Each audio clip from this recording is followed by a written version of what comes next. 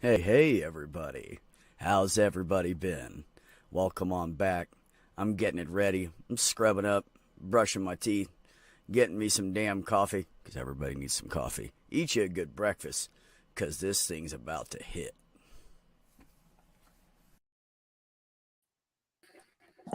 Oh, I'm sorry. I said something about hit. I thought that's what I meant. Never mind.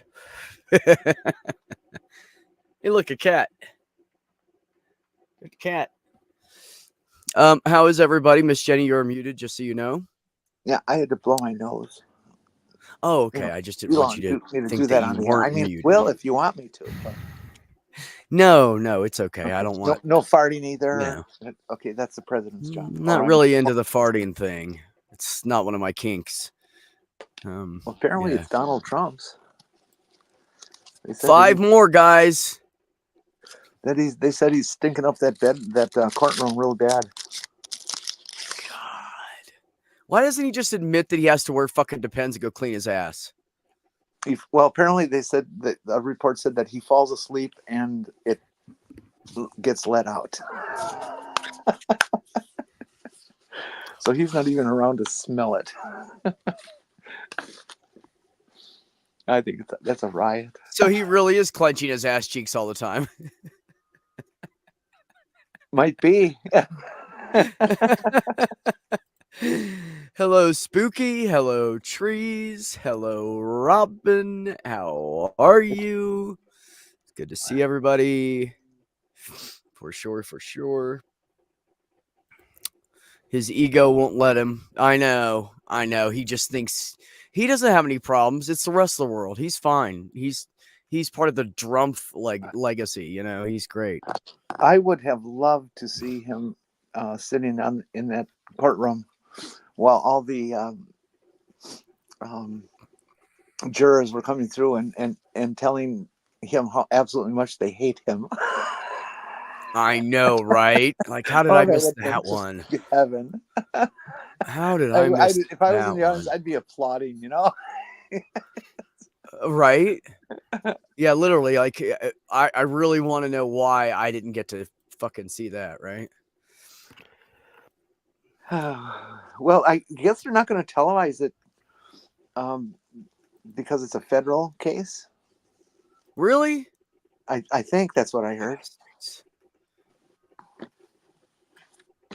But then they didn't Bastards. televise the state thing going on either.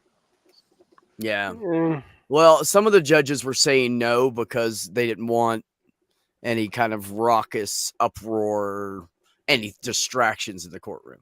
So I know one or two, I think at least one of them said no cameras. The other ones, I don't know if they're allowed to have them or not. yeah, we don't even get a perp walk. There's no. Yeah, it's really just lacks orgasm. You know what would be orgasmic is seeing that motherfucker get out of a van with fucking handcuffs on like he was Murdoch. That would be great. Yeah, that was. Oh, I can dream. Dream of a better future where Trumps aren't in charge and universal health care is a thing. Mm. Boy, if that could happen. How do we end up in the mirror universe? This is not a mirror. This is actually a picture of a 2 foot by about a foot and a half by about 9 to 10 inches deep crystal. I wasn't talking about the Very background. close up shot. Oh, what are you talking about? Bismuth. The mirror universe. It's the Star Trek reference. Oh, I thought you were talking about this.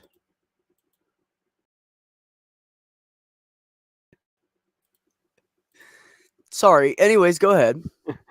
Yeah, the mirror universe. You know, it's where it's the universe that's everybody's evil. Oh. Yeah, I but thought if that you're was evil here, wouldn't you be good there? Not necessarily. They usually turned out to just be assholes in the other one. I thought that was Bizarro World. I thought that was the USA. Well, they had to get the model from somewhere. Like the guy who set himself on fire in front of the courthouse. Who was that? And what did he do? And why did he set himself on fire? He set Oh, you're himself on talking fire about because the he's an absolute lunatic, and talking about the it was military. all about conspiracy theories. It had nothing to do with Trump. He Yep. was just going for the audience, Yep. He just and he's dead. was fucking crazy and he killed himself. Yes, that's correct. That would be correct.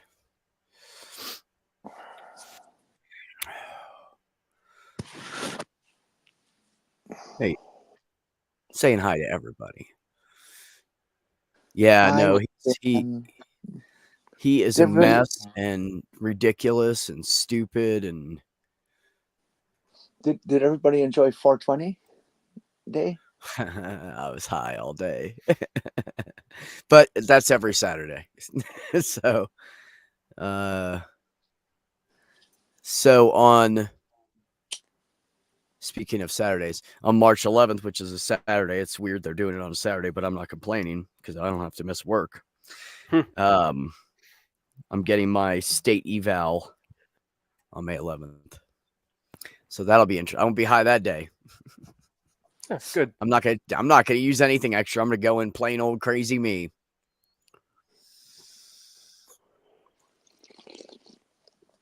That's what I'm gonna do. I got some big nasty tests this week. What? Wednesday, I got to go in Wednesday for some.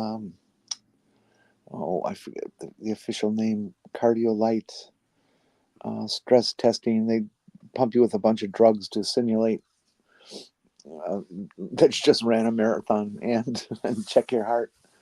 And I've been through it before, and it's really miserable. And you've during the test, and they're injecting these chemicals, and it feels like you're going to explode, and you get so hot and sweaty, and it's just terrible. Yeah.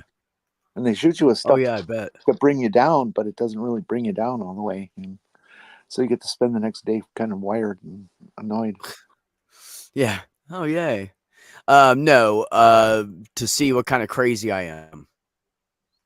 Well, you're pretty much all kinds, aren't you? I know. That's what I'm saying. That sucks. I would go crazy if I would be myself if I didn't have pot. You know, this is the first 420 I've been able to celebrate since it became a thing.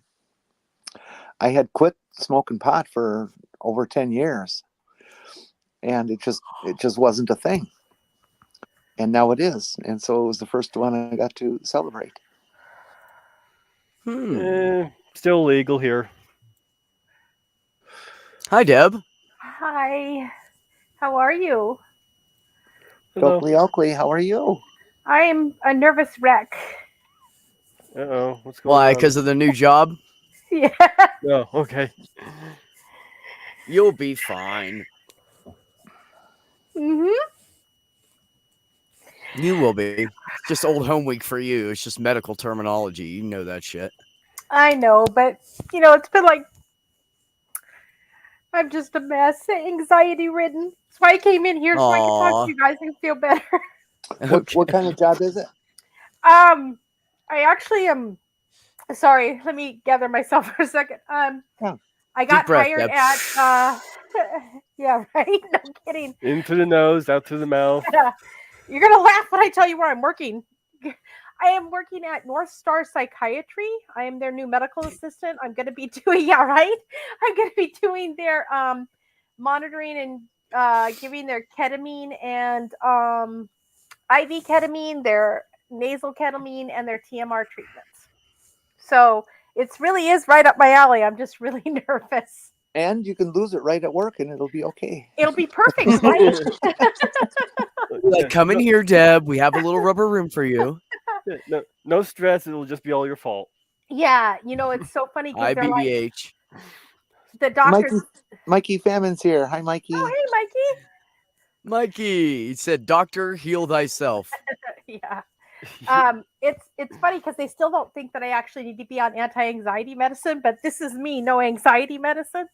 And that is fucking just scary. I'm like, please put me back on anti-anxiety meds. Please, please, please. Jesus, is the microdosing helping? Huh? Is the microdosing helping? I'm out of of the mushrooms right now. Oh, But Oh I no. did hit the 420 sales. So I just smoked a little bit, so I should be getting calmer sometime soon. Plus, super excited, Beck. You know that stuff that you gave me when I came up to you to visit you? I don't That remember what I gave you. you gave me this, and I kept the package. I took a picture and I took it to my local shop, and I said, "Listen, can you get me this stuff?" They said, "Yeah, let's see if we can," and they got it. So I had some awesome. last What is night. it? It's an edible. It's a blueberry edible.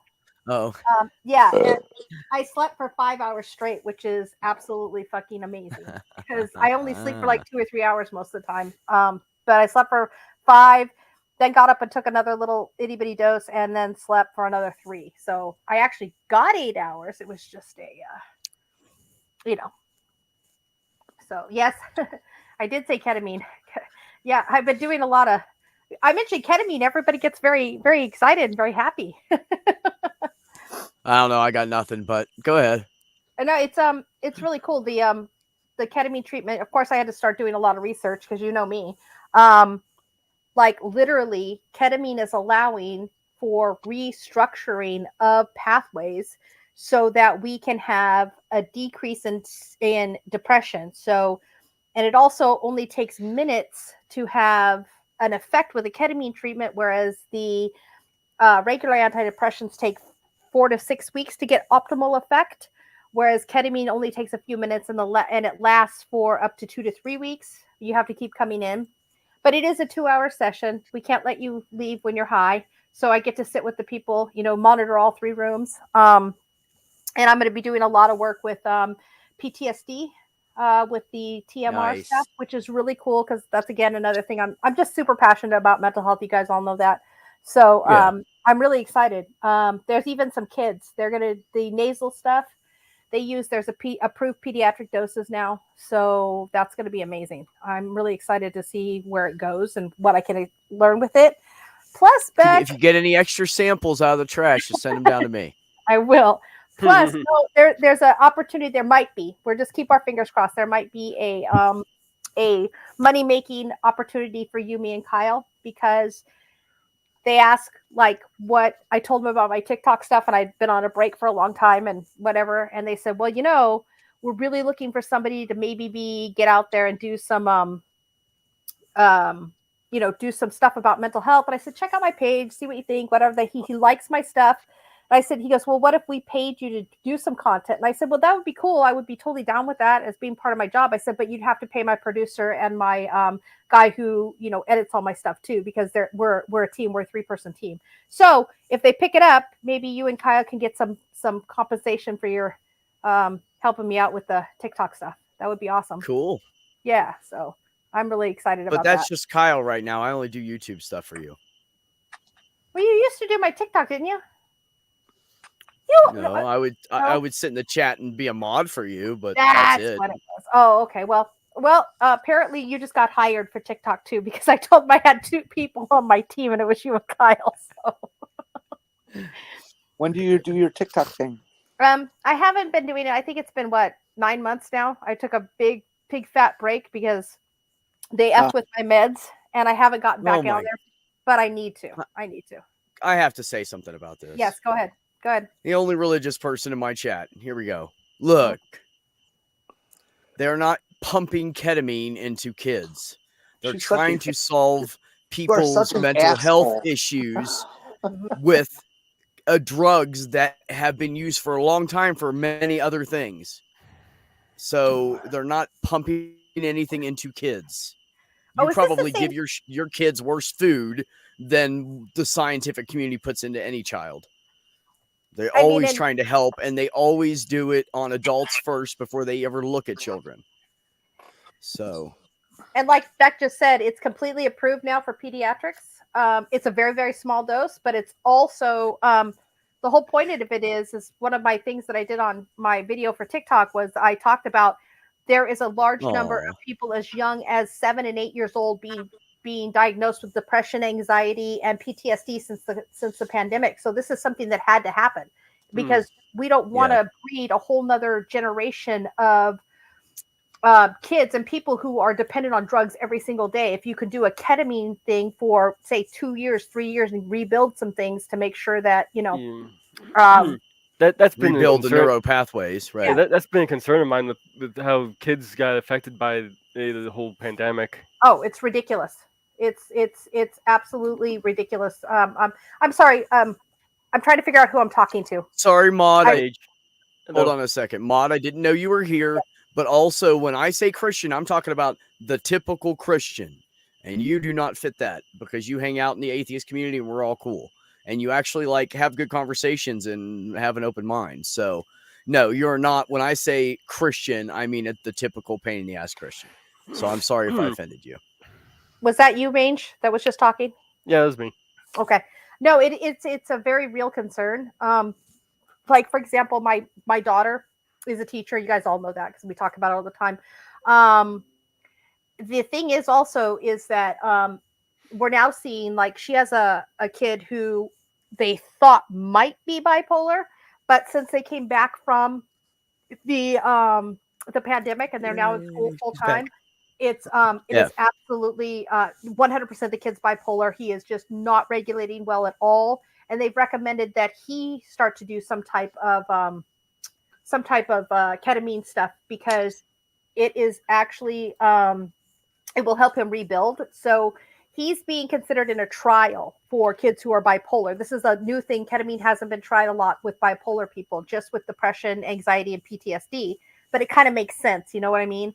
If it works on those things, it probably will work well on people who are bipolar. I just want to pause you for a second. Mikey said if you need anything, don't hesitate to let him know. Okay. Was that for me? Did he said that? Or Yeah, us in that general? was for you. No, he typed that in a couple minutes ago, but I just didn't want to interrupt you guys. But yeah, he typed that in when you were talking about. Sorry, I had to drop off for a moment. I had to get to YouTube and arm my mod powers. Ooh. Since Blessed has decided to show up. Oh God. Okay. Isn't he's the same person that was here last time, right? And I didn't realize he was like a troll. Yeah, that just irked me off. Yeah. She's a big pain in the cross. Okay, got it. Nicely well, said. we got Spooky in there too, and Spooky knows that I only take so much. So thank you, Jenny, for that. Well, I take even. I need less. a couple more mods. Well, Mikey Fammon's there. Oh yeah, Mikey's a mod, isn't he? Okay, good. Good. I'm sorry, I'm reading the comment from Aaron about using ketamine at home to treat COVID. That's just not going to work.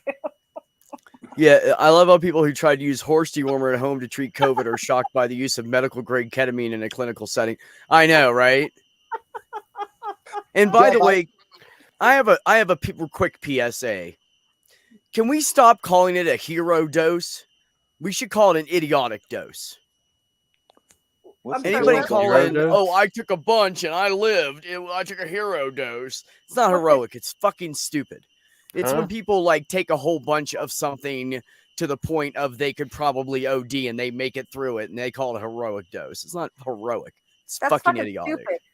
It is fucking stupid. That's fucking so stupid. I want everybody to start calling it the idiotic dose from now on, please, or whatever word you want to use. That's not hero. I've never heard that expression till now. So the kids used it. Oh, okay. Yeah. Deb, like under 35s. Deb, one more time here. Mm-hmm.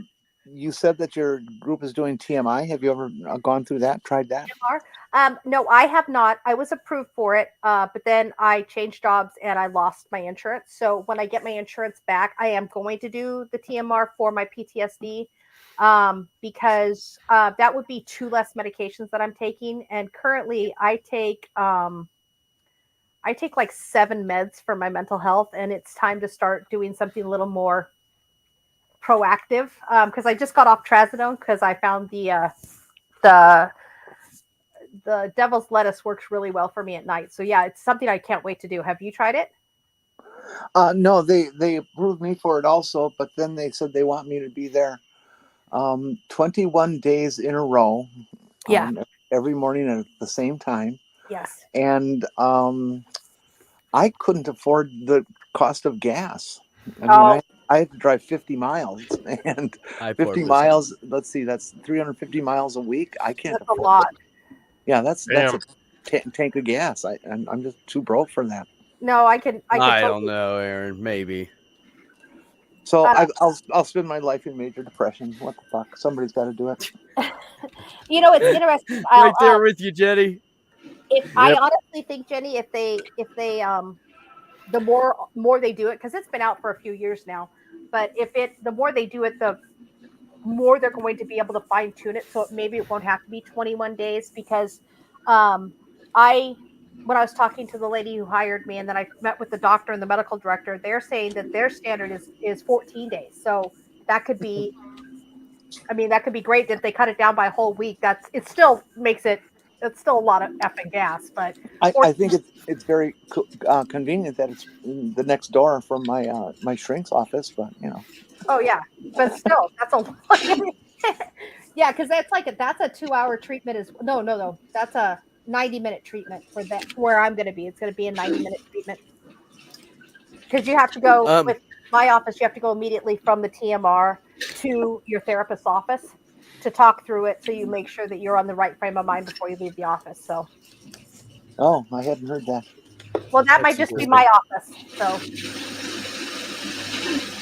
So, blessed be he, I want to say that the idea of gateway drugs is a fallacy.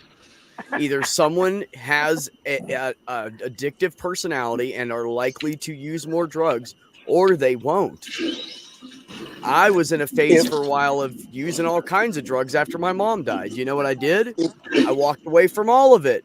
if there is such a I was thing as a gateway drug, that means aspirin is a gateway drug. Is the gateway drug because Yep, we've all taken yes, aspirin. agreed. And they're all yes. drugs. They're all drugs. It's whether or not they're legal or not. That's the only difference.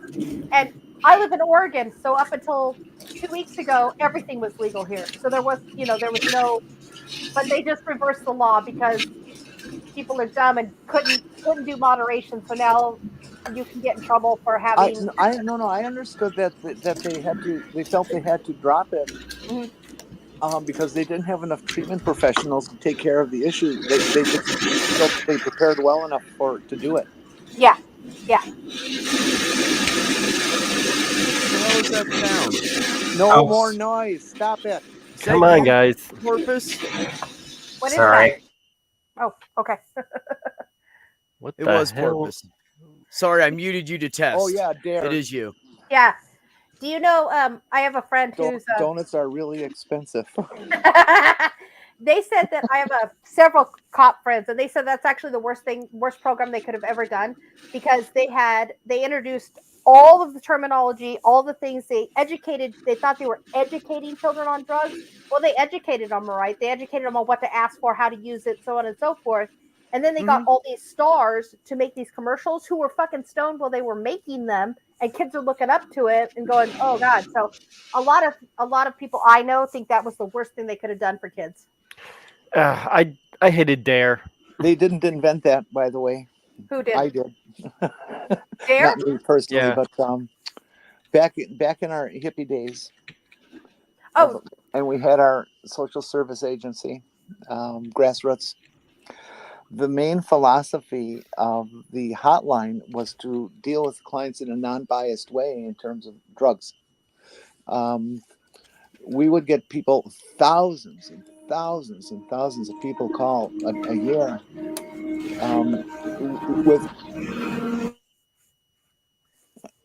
Is the music Go going to ahead. be over now? Can I continue? please. I muted her. I think he muted her. I'm not sure about the freight train going through Porpoise's house or apartment there. Okay.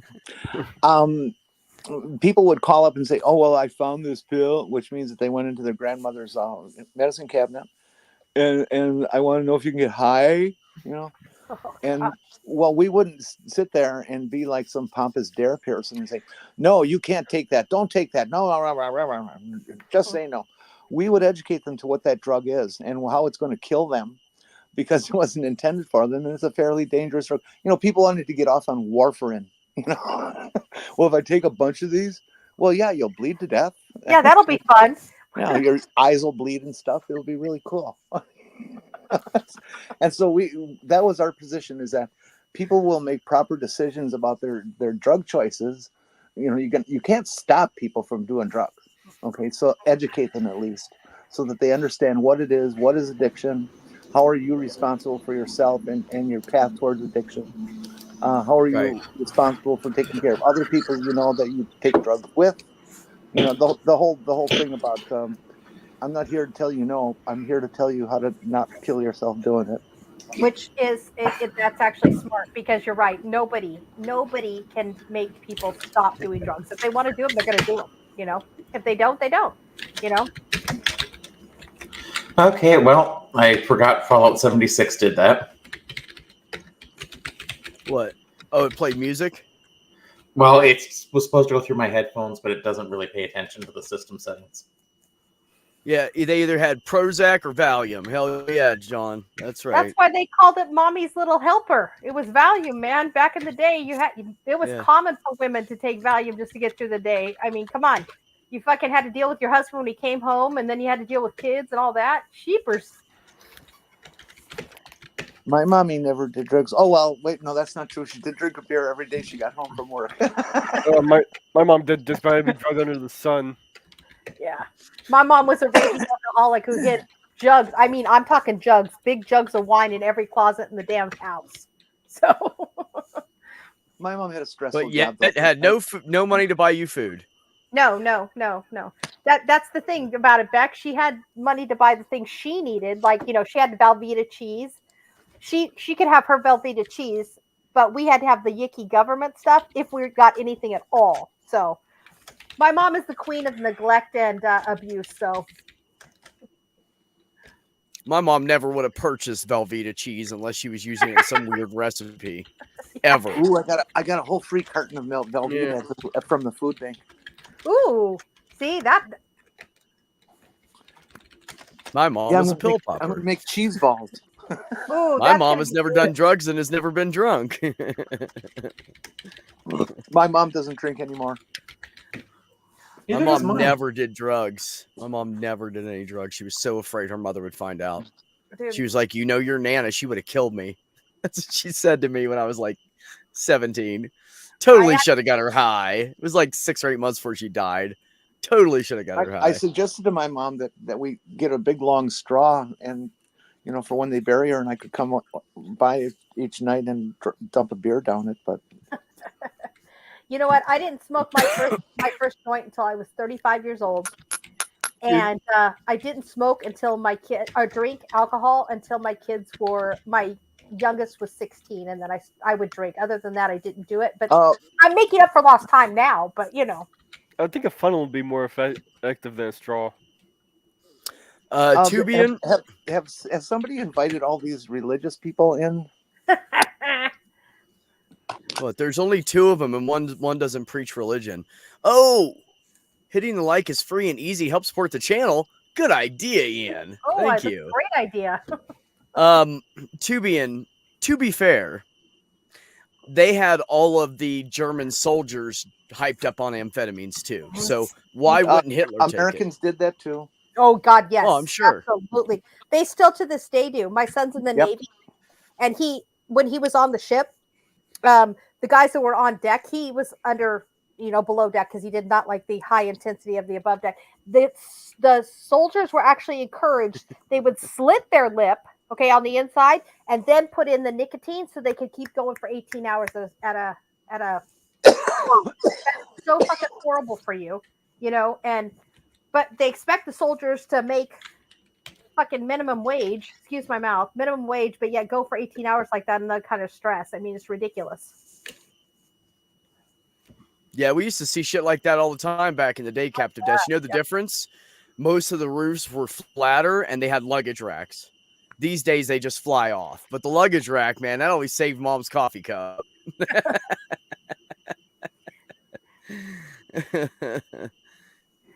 Aaron, Aaron, the thing that my son said when I went to his boot camp graduation, right? I said, what can I bring?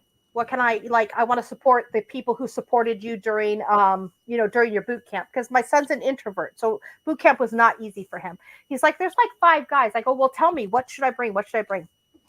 And he's like, well, candy and energy drinks, Mom. And he goes, and I hate to ask you, but cigarettes? I'm like, do you smoke now? And he's like, well, I do, because that means I get a little bit more of a break. He's like, I don't actually inhale this shit, but I get a break to smoke because everybody's giving the smoke break. So that's what I did. I brought his 5 buddies candy, energy drinks, and so they got 4 energy drinks, a bunch of candy, and a pack of cigarettes from me to thank them for helping him out during boot camp. And they're like, your mom's so cool, da da da da. He goes, now she's bribing you because you were my friend. I was like, dude, don't tell people that. Don't say that your mommy was worried you wouldn't have friends. That's not good. Tubian, meth became very popular in the 60s as a drug of abuse. People would have trouble getting amphetamines, and meth was something that was generally homemade, and so that was more accessible. And it became the big thing in the 60s and 70s. Oh, absolutely, Jen. My father-in-law says the same thing. Like, he was fully in. I think I've told you about him. He literally was in San Francisco and Haight-Ashbury, and meth ran rampant because you couldn't. If you went over to Oakland, that's what you got there because it's what you could afford and what you could make. You couldn't, because everybody was staying up all night doing things. So San Francisco had the first 24-hour crisis line, and this is just information I know from back then. I don't have any credibility source to point to it, but it was always known that we were the second 24-hour crisis hotline regarding drugs and drug abuse and abuse, and the second acid rescue. Where are you from? I'm sorry. Milwaukee. Oh, wow. That's fucking awesome. That's really cool. I did not know that San Francisco was the first. That's a good, I'm going to talk to my father-in-law about that because he was so big into that scene. It's unreal. Mm-hmm. He used to tell me that I'm like, because he's a big, he likes his music and everything. He's like, hey, I saw Jimi Hendrix live before he had his record deal. I saw Janis Joplin. I saw all this. I'm like, Jesus, man, write this shit down. Write a book because it would be so amazing for other people to be able to experience that, Just if Blessed Be He is still there, not all of us are all that cool with illegal drugs, but most of us mind our own business. And there are certain drugs that probably shouldn't be illegal. Agreed. How much meth do you smoke, John? Invalid initializer. Only what the VA gives me. That's right. Porpoise, you should move to Oregon where almost everything is legal. In certain amounts. Well, the way things are going, depending on who wins, I think I should probably be starting to get my passport. Oh, yeah. No, I don't blame you, sis. I don't blame you at all. Then he said we should drop acid. Yes, he did. Yeah, my 74-year-old. I don't have a drug problem. I can get them anytime I want. I can stop right after the next one. Yes. My father-in-law just described to me yesterday what it would be like to drop acid because I didn't understand what he was saying. He's like, you need a sheet, half a sheet. What do you want to buy from me type thing? I'm like, Scott, you are a drug dealer? He goes, everybody was a drug dealer at Haight-Ashbury. I'm like, okay. So he's telling me about I sold pot for a while when I was in high school. Look. I sold pot for a while. I went after I left the goody two-shoe Catholic school. I went and hung out with all of them, and I'd take weed with me, and I'd like crumble it all up, mix it in with oregano, and roll joints and sell it to the fucking stupid rich kids, and make like a bundle. And always had plenty to smoke for myself. I have to comment here. Blessed, it's really sad that you can't take personal credit for getting yourself off meth, because there's no fucking spirits out there. You did it out of your own will, your own strength, your own goal setting. You did it. You did it. 100% you. Not some spirit thing in the sky. Why even respond? Well, but I agree with Jenny in the fact that when somebody does something like that, you need to really give yourself credit for that because that's freaking hard. Yep. It's so hard. I don't give a crap how you did it, Blessed. I'm just proud of the fact, and I don't agree with anything you say 95% of the time, but I'm proud of Yeah, the fact that that's you were what's- able to get yourself off of meth. That's fucking so hard, and that is a hard journey. So Yep. I agree with Jenny. Take credit where credit's due, man.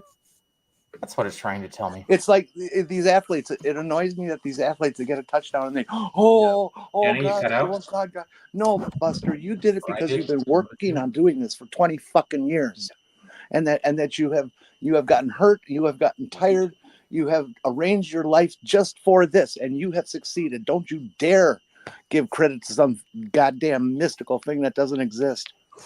You did this. So can I propose a thought, Jenny? Sure.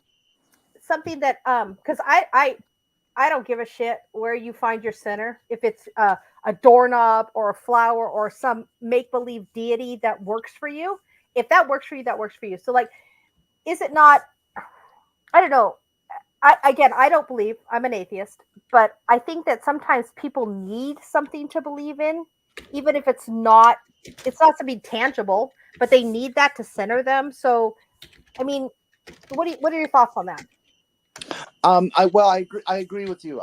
I'm not one of those atheists who thinks that the church should be destroyed and banned or anything stupid like that.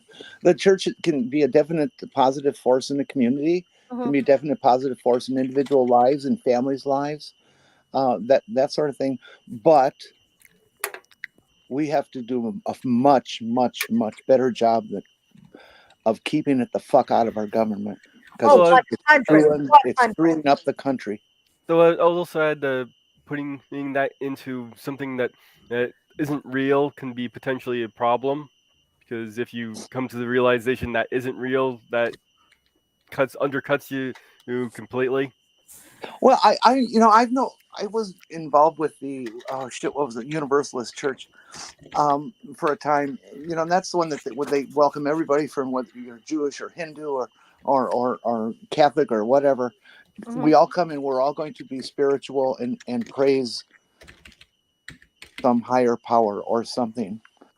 But most of the people there learn that we're here for church and for each other. We're not here for something that isn't real. We're here because we love each other. So, I think, yeah, and I think that's the whole point. What you just said there, Jenny, is because we love each other. Because by definition is, and don't get upset with what I'm about to say, it's a generalization. By definition, is this not what we're doing right now, a church or a fellowship? Because we come together, we support and we love each other in a united belief that there is no God, but we're doing exactly what it's supposed to do without wrecking everything. We don't care about we don't criticize people for the way they believe, only when they criticize us. I think that's the difference between us and other atheist groups that I've run into. We absolutely support and love each other no matter what. And that's something that churches and Christian or religious people could completely learn from this atheist community, is that being a good person has nothing to do with your religion. It has to do with the way you fellowship and the way that you are as a human being. Ding, ding, ding, ding, ding. So, I mean, it drives me crazy when people are like that. They're like, oh, if you're an atheist, you're a bad person. Suck my left tit, okay? Because I'm not a bad person. I'm a good person. All of you are good people, because I came on here crying today because I was so stressed out. Every single one of you is like, hey, it's going to be fine, Deb. Just take a deep breath. Everything is fine. You're going to be okay. And you know what? That's fellowshipping. Isn't that what the definition of fellowshipping is to support and love each other within a community? Yeah. Call me silly, but But you're not, and that's correct. It is. Yeah. And human spirituality. Well, it's the answer to the question whenever the Christians think they're going to play a got you, and say, "Oh well, if everybody was atheist, everybody would murder each other." Yeah. Well, what a stupid ass thing to say. I mean, I've never murdered anybody, and I've been an atheist for, let's see, 58 years now. Yeah, right. And I have not. Well, Trump. Same. But I'll stay safe and not do that. it's just ridiculous. Atheists have their morality because they are human beings and they recognize the existence of the human energy and the fact that we're all in this battle together. No, 100%, Jenny, 100%. We are in this battle together. And Blessed, if I may address it, if you're obviously welcome because we haven't kicked your ass out yet. Beck is still allowing you to be here, so that should answer your question. And of course, I'm raping and murdering as much as I want. That's 0. That's very good, Mage. I like that. You can thank Pendulum for that one. Hey, Beck, you want to see what happened the last time I lost my balance? Which was like 2 days ago. I don't know if you could see it or not, but How do I get just the... Wow. Damn, that's a big one. yeah, my leg gave out and I lost my Shit, balance. Deb, how can you not see that? You're like, I don't know if you can see it. Jesus. Are you on warfarin or something? I'm on aspirin therapy, yeah. Oh, okay. I was gonna say that's. See, I just popped a muscle in my right arm. It's finally healed, but for like 3 weeks it was this humongous bruise like that kept getting bigger over the span of a week, and it was getting scary. But I'm on warfarin and aspirin. Okay, yeah. Oh, you're on both? Yep. Holy macadamia nuts. But See, my dad this- is also. Thank I you. hate warfarin. I want to respond to this. I'm okay with everybody hanging out. I don't like when you preach to people that you know don't want to be preached to. That's just plain old rude. That would be like if we sat here and talked about every fucking way we hated Jesus or something. It would probably offend you. So just don't preach to people. You can hang out all you want. You can have discussions, but you don't need to preach to anybody. And by the way, most of the time we don't talk about religion here. So quit talking about fucking religion. There's other shit in this world. Talk about your family, your kids. I don't give a shit. What kind of hobbies do you have? Talk about that stuff. Oh, sorry. I just thought of something really cool. What? I'm going to be a grandma again, you guys. My adopted son, BJ, and his wife are pregnant again. So I'm going to be a grandma again. I'm going to be a lolly again. Because I am Lolly and my husband is Pop. So we're Lollipop. Because he gave it and let me have my way on the names. You sure about that one? I'm gonna be a grandma again. I'm so freaking excited. Congratulations, Deb. Thank you.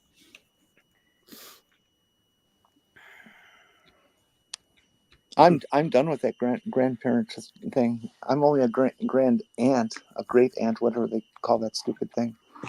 But you know, it's the same age fucking bracket. Yeah, because Jenny, you're only 4 years older than I am. So You're 66? no, I thought you said you're 58.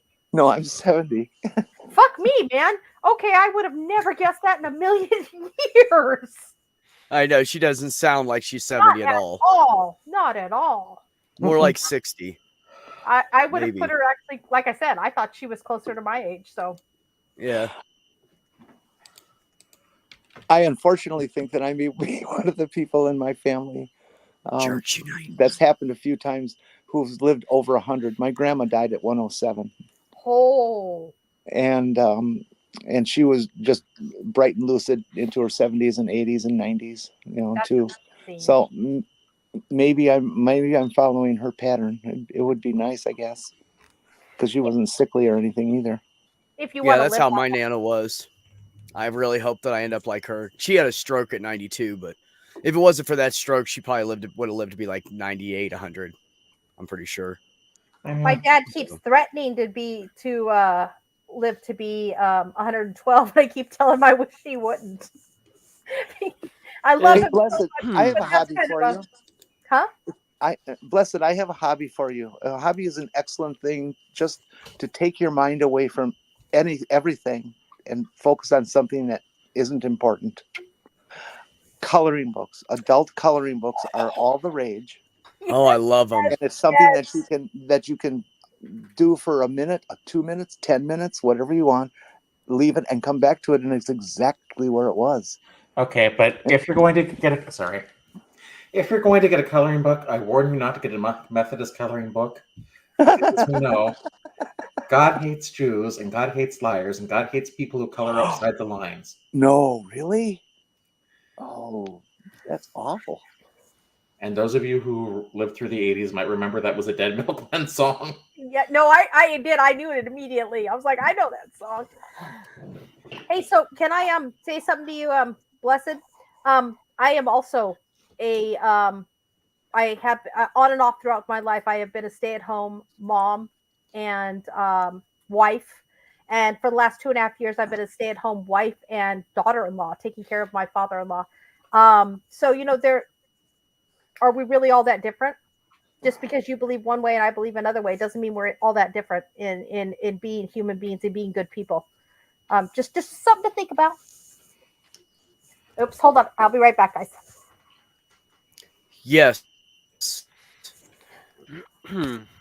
Al Oh, the NASCAR race M is over. is missing one. Somebody won. Let me guess. Someone won. I have no clue. I have no idea any of the drivers' names. I knew one driver's name, and that's because she's a woman driver in NASCAR. Haley, I just learned about her. Must be a What is new that? Darden or Dean or something like that. I know it's an EEN. But she's got an interesting car history and stuff. She started driving at 7. And so she's got plenty of experience. She took a championship last year in NASCAR. So she's not just some, token. But that's all I know about NASCAR these days. I thought Blessed Be See, now, this is irritating because we were talking about the use of drugs in helping people with mental health conditions. And now you're talking about why do you need to pop pills and do drugs? Okay, first of all, a lot of people take drugs because they're prescribed to them because they need them to stay alive. And that goes the same for people with mental health conditions. So, go ahead, everybody else. Well, because if I stop taking my thyroid medication, eventually it can kill me. And Hashimoto's disease isn't a condition that kills anyone. Kills a lot of people in the United States because all you have to do is take your thyroid medications and make sure your hormone levels are good. Blessed be, if you were to take the time to do a little legitimate research, you would find that virtually every culture, everywhere throughout history, has had drugs or herbs or drugs or whatever source it was, that altered consciousness. Okay, it is as much of a human phenotype as your boobs are. Okay, they're just part of what humans are and always have been. Okay, so your religion has some kind of problem because they don't believe that people are who they are, and they want people to be a certain way. Give it up. It's not going to happen. So, and I'll have you know, Blessed be He, we are against Big Pharma too. Yes, we are. That's Absolutely. not the discussion here. We're talking about what drugs have been used in the past for parties and shit that can actually be used to help people and to rework the pathways in their brain so they can go on without having to take some kind of fucking drug the rest of their life. If they forget to take it, they go crazy and hurt somebody. So it's a good thing. We're not talking about, we're not promoting people doing drugs on the street. It's not what this is about. I got a great idea for Blessed. Blessed, do you know what morning glories are? You know, the garden type morning glories, those big trumpet shaped, purpley blue kind of flowers, a couple inches long. They're really pretty and grow on a vine. They're just lovely. Did you know that they have chemicals in them that's almost just like LSD? Now, how do we as a species know that? Because somebody tried it. Yep. Thousands of years ago. It's an interesting one. Researchers claim that sugar alters mood and can induce reward and pleasure in the same way a drug such as cocaine affect like the brain. Hmm. Mhm. It gets into that dopamine plug and does its job. Mhm. Oh, absolutely. I mean, caffeine. Caffeine is the most addictive. It's been proven, you all. Caffeine is the most addictive drug on the planet. But nobody thinks it's scary or it's a drug because it's illegal. Okay. There's a reason why if you stop drinking the caffeine, you decrease your caffeine intake, you get headaches because that's it is never. a drug. You're You know, This is that's perfect. never happened to me. never. No, Blessed, never happened. Blessed. There's a user who's in the chat now. Aunt Jur. Aunt Jur produces adult coloring books. You might want to have a chat with her. Yeah, Andrew actually put links in for all 3 of hers. There's also another great hobby. Andrew's a mod here. There's also another great site you may want to try called scratch.mit.edu, where you can make your own video games if you can learn how to program. See, Blessed, what is natural? If a species has been doing something through its entire existence, isn't that natural? I mean, the air is not part of us. We take it in. It's the ultimate drug. If you don't get it, you're gone. It's Right. if a culture 5,000-10,000 years ago were chewing up Deuterostromonium plants, okay, and getting off on it, isn't that part of who we are? Of course it is. So I got a question, Blessed. I'm not saying you're wrong in your thought process because I actually believe in doing things as naturally as possible as well. But at some point, when Calm down, the St. John's wort stopped working, I'm just typing. and I became suicidal, is it not better that I went to pharmacological drugs that could help me, and I'm still here and I'm still doing my part as a human being?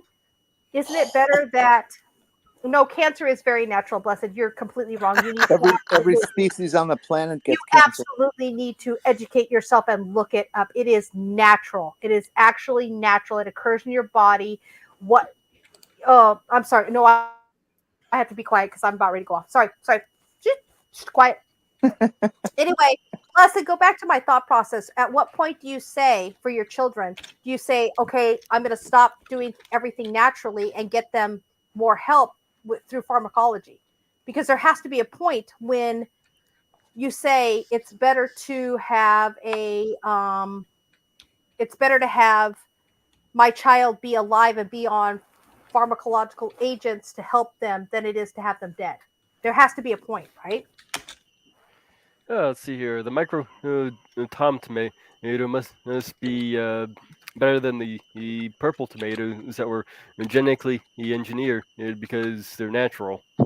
Yeah. Even though the purple tomato is engineered, it would have anthocyanins, which actually could increase health benefits.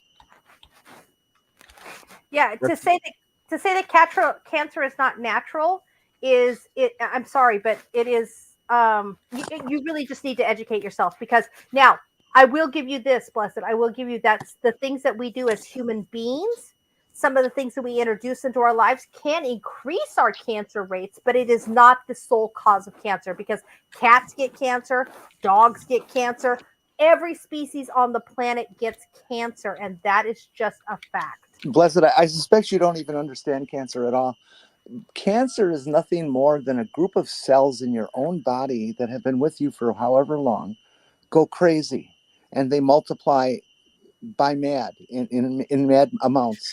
Most of the cells of your body aren't doing that all the time, and these cancer cells, that's what they do. They grow into this mass of things that is stealing resources, damaging things because of pressure and moving them around, and all kinds of different things. Cancer is a natural part of human beings and the DNA miracle that sometimes fucks up. 12-ounce can of soda is unnatural, but 12-ounce can of arsenic is natural. So drink up the arsenic. Yeah, Good point.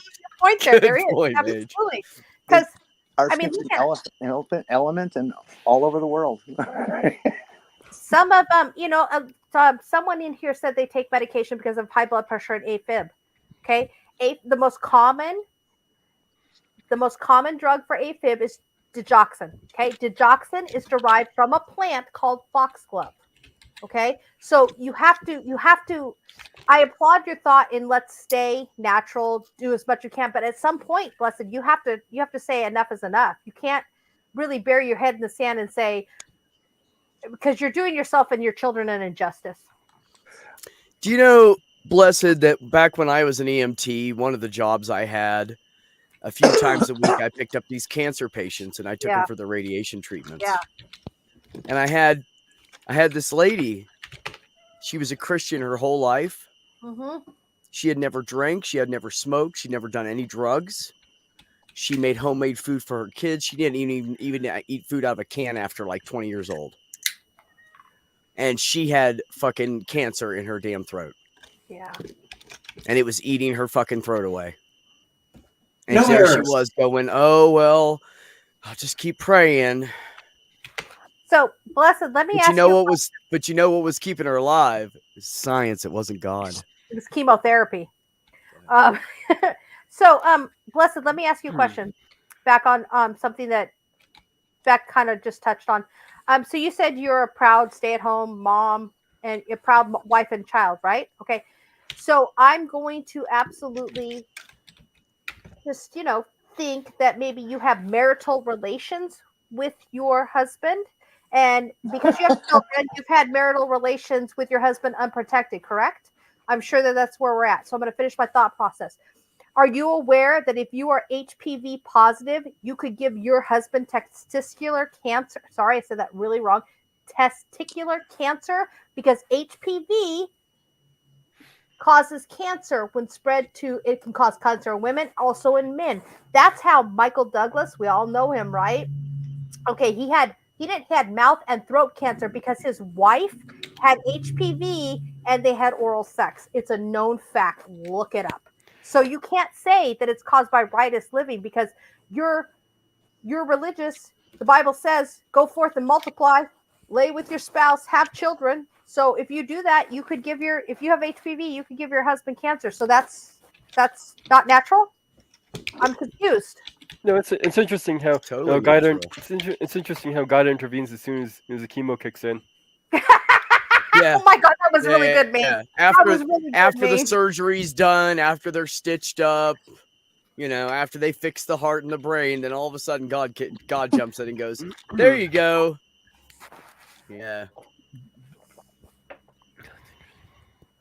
Yeah. Okay, that's great. Oh, I don't need a pointer there. You are truly blessed. I absolutely agree 100% with you. Blessed, you are truly blessed that you have 4 healthy children. You have 6 healthy children. That's freaking awesome.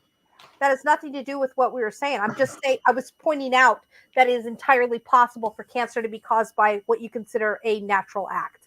That's all I was pointing out. And keep in mind, there are many things that are perfectly natural, but still deadly. Yes, ma'am. Rattlesnakes are fucking natural, but they're deadly. Like I said, that Black 12-ounce widows chicken are roast natural, but they can kill you within minutes with a bite. Hurricanes I'm are neck- natural. Well, not necessarily. I'm natural and I'm deadly as fuck. Sort of. What did you, Tornadoes are all natural. and they'll kill you faster than a lot of things, okay? Lightning Faster is than all a natural. $2 pistol. I'll pop your head with my thighs. Jenny, I love you so much. I love you so much. But a lot of cancer is just caused by a random mutation in genes. Yes, it is. That's all it is. That's all it is. It's basically rogue cells. Yeah, right? Isn't that right, Joe? You know what that sounds like? That's that Christian, right? Yeah, no. It is. Okay, so Like, totally. She's just acting like the typical Christian that we don't want people to listen to. Al, That's what she's you doing. can't live there, but I know people who visit them frequently. Yeah, there's no oxygen in Uranus. a lot of gas, but no oxygen. Just saying. Oh God. Oh. Yo, whatever helps you get through the day, blessed be He. I'm not going to argue with you if No, you think God did it. Basically, we can think of ourselves as a bunch of single-celled organisms getting along really well, and we can think of cancer as a mutation that caused some of those single-cell organisms to stop getting along. Yeah, exactly. Exactly. That is exactly it. So here's a challenge to Blessed Be He. Instead of doing what she's doing, tell me what computer programming language I was using there. You know, it's Fuck, funny. none of us know that except for you, I don't Porpoise. fucking know that answer either. It was just for Blessed Be He. Here's a hint. It's a letter of the alphabet as well.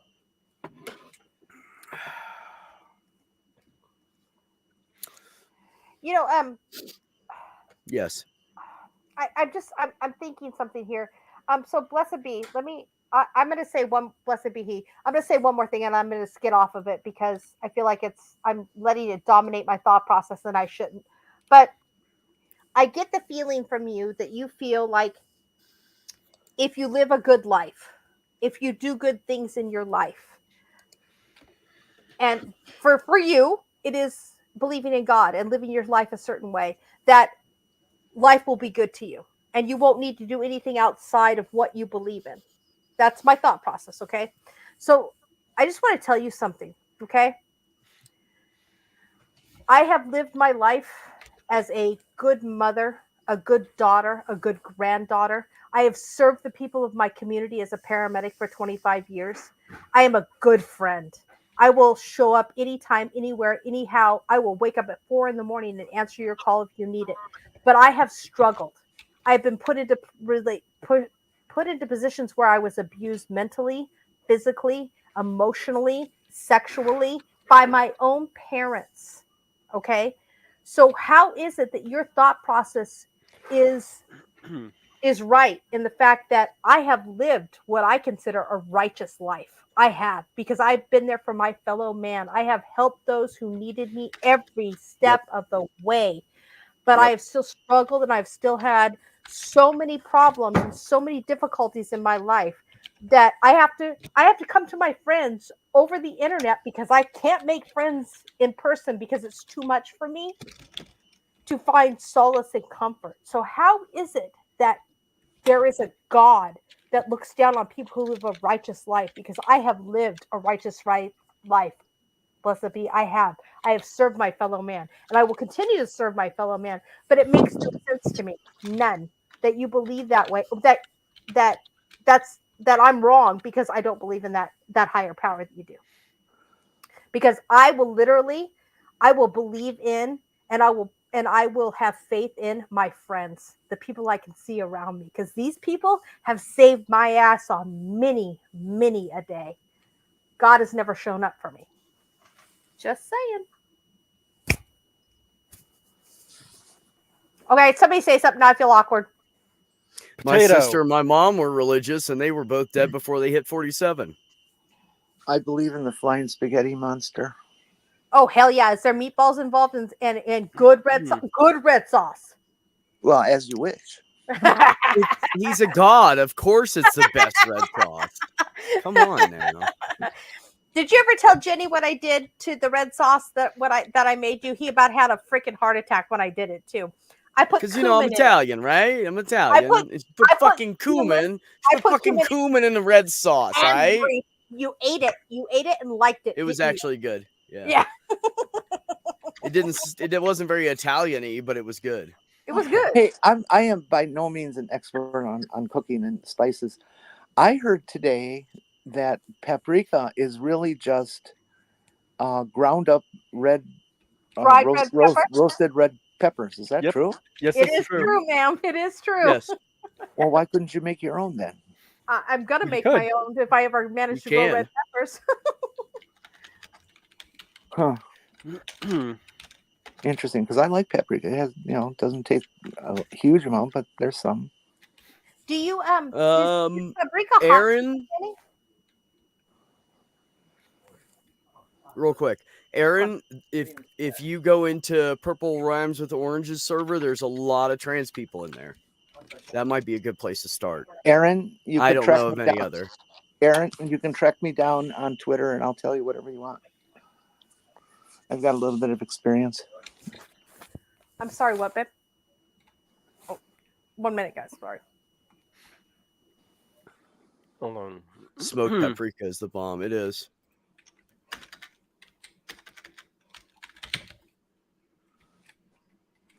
And smoked would be Nice. just like you smoke the peppers before you grind them up. Yeah. I Absolutely. think that I think paprika is a little bit like shut. Aaron, I will link you and Jenny on Twitter. Okay. I think that paprika is a little bit like cilantro because to some people paprika is hot. To me, it's not hot at all. But I know people that it's hot too. Whereas cilantro, I love cilantro; it's wonderful. But I have friends who think it tastes like soap. So I think there might be a genetic component there. It But actually, it That is is a genetic pretty component. pretty good quality soap. It is. Yeah, No, the cilantro thing tasting like soap is a genetic thing. no, it tastes like dish soap. Some people in Northwestern European Yeah, descent have that. it's awful. That just makes me so sad for you because I know what cilantro tastes like to me, and it's so yummy. Well, It doesn't, I it had doesn't I taste had like to soap know. to me. I asked my family who's into it. Everybody else in the family is just fine with it. Is it correct when they say, well, it kind of has a citrusy taste, not as much savory, but just kind of a light citrus, that it brightens stuff and that kind of thing. Yes, it Yeah. does. It absolutely elevates everything that it's with, but it does have a little bit. It has a very light flavor a fresh flavor that elevates everything that it's with, in my opinion. Or Uh-huh. it tastes like Dawn. Or Dawn, or whatever. I'm a soaper too. I can't. Ugh, God Almighty. It's same with broccolis, or I don't know if it's broccoli or That's all the also a genetic component. broccolicious. Yeah, there's a genetic thing to thinking it's completely bitter and you can't eat it. Okay, Yeah, George- and other George, people say George Bush was a broccoli hater. yeah, because I don't to me it know. tastes like it has a nutty flavor if it's cooked properly. It has a nutty flavor, but to other people it's like, oh no, it tastes like bitter, very, very, very bitter. Yeah, I love broccoli, but I'm not allowed to eat it anymore because of the warfarin. Oh, that's right. You have to avoid greens at like almost all costs, don't you? So does my dad. Break his heart. He doesn't care. Yeah, I've got. Well, I don't care. I eat I eat my broccoli and I eat my Brussels sprouts. I can't have them every day, but I think I can have them once a week. okay. Oh. With the cilantro tasting like soap, it has to do with a group of olfactory receptor genes that allow people to strongly perceive the let's see if I can pronounce this word, aldehydes. It's Oh, in the okay, yeah. cilantro. I think aldehydes are one of the things in. No, never mind. No, that's wrong. Crystal, I'm actually growing cilantro in my garden, and it's actually turning out really good. I was able to clip a few leaves just a couple days ago to make some salsa. Love it. And Aunt Jura, I always thought pesto did have cilantro. At least mine does. As far Yeah, as it I usually know. does. Yeah, I put it in mine, but that's just me. So See, now isn't coriander just another form of cilantro? it's the stem of cilantro. Cilantro itself is just the leaves. Coriander is the stem. I see. Does it taste the same as In my cilantro? opinion, the stem is just has a stronger flavor than what the leaves do. Oh, okay. Like parsley does. That's what parsley does too. I love parsley. I put it in my parsley's Cheerios good. and stuff. Well, it's in the Chives, same. too. Yeah, it's the same. I'm pretty sure it's in the same family as cilantro. Oh, see, Aaron says that cumin makes everything taste burnt to him, whereas I'm like cumin everything. Put cumin in everything, even spaghetti sauce to go over ravioli for Beck. I'm putting cumin in it. Listen, I just Aaron, want that everyone to link- know I Aaron, have that some link of the, up there is Purple's Discord. Go ahead. I have some of the most awesome lunch meat on earth here. It's called Lebanon bologna. Come to my house and get it. Wait, Lebanon bologna? Because I love bologna. It's terrible Yeah, for you, like- but I Spelled like Lebanon. Yeah. love it. Bologna. Yeah, it's a Pennsylvania Dutch. Bologna. Bologna. Lagna, yeah. Michael Bell, have you ever heard of the Mustard Museum in, I think it's Dodgeville, Wisconsin? They've got apparently hundreds of types of mustard for people to look at, and I think some for sampling. I'm sure they're Has on the 8 web. types of mustard. Are there actually that many types of mustard? Oh yeah, there's all different kinds of mustard. Oh wow, You I can get didn't know garlic mustard and whatever. Yeah, there's all kinds of different mustard. I don't like mustard, so I couldn't care less. that. See, I like brown mustard. I want the spicy mustard. I don't like regular yellow mustard. Yeah, yellow mustard is just vinegary crap. Yeah, vinegary. Yes, yes. So, Carrie, you know what grows wild out here is onions. For some, I don't know what it is, but I have wild onions growing all over my yard, right? So I clipped them off, and so I dehydrated them and made chives out of them. I'll have chives for like until the apocalypse. What kind of onions? Just wild white onions. Really? Yeah, and it's funny because my neighbor's like, oh, don't pick them all because they keep the mice away. I'm like, excuse me? So apparently here in Oregon, if you have wild onions, you don't get a lot of mice in your yard. Yeah, sure. That's interesting. I don't know. Oh God. We're gonna have greenhouses they- too, Michael. So it's like actual onion that the leaves are still this tubular chive-like kind of thing. Yep. Interesting. I could literally go pull one right now and show it to you. It's like a small, like just a, I don't know. It has the chives on the top and it has the long, skinny white onion. That's what grows wild in my yard. There's another great wild veggie called ramps, like freeway ramp. Ramp. I don't know what their formal name is. But there's this 2-leaf plant that comes up right now in our area, in the spring, and if you pick the leaves, you can put it into whatever you want because it has a garlicky onion taste. Ooh. And they're just spectacular. I'm gonna have to look into that because I love that kind of stuff. They're hard to find, okay, especially if you got people who pull them up instead of cut the leaves, because you pull them up, you kill the root. Yeah. And it all goes away. But anyways, I found a place that has acres and acres. How wonderful. Seriously? Is it near Yeah. you? Uh-huh. Oh, Well, that's amazing. That's it. Thank you, it's about Ancher. 10-12 miles. But that's That's it. Garlic close. scapes. Well, Garlic. one thing you can do if Garlic you like to, scapes, okay.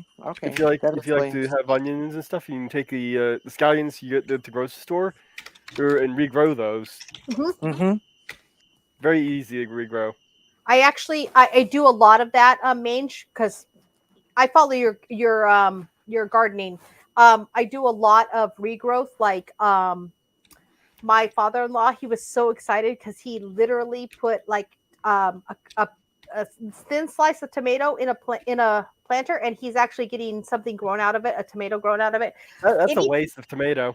Well, no, because he loves his You tomatoes. really only need the seeds. Yeah, you But- just need the yeah. seeds. In fact, if in fact you can actually get a quicker germination if you remove the slime and just put Yes. you take the seeds, you put them in some water, just kind of mix it in, and filter it out. And then dry them out afterwards. Mhm. And then you'll get a faster germination rate that way.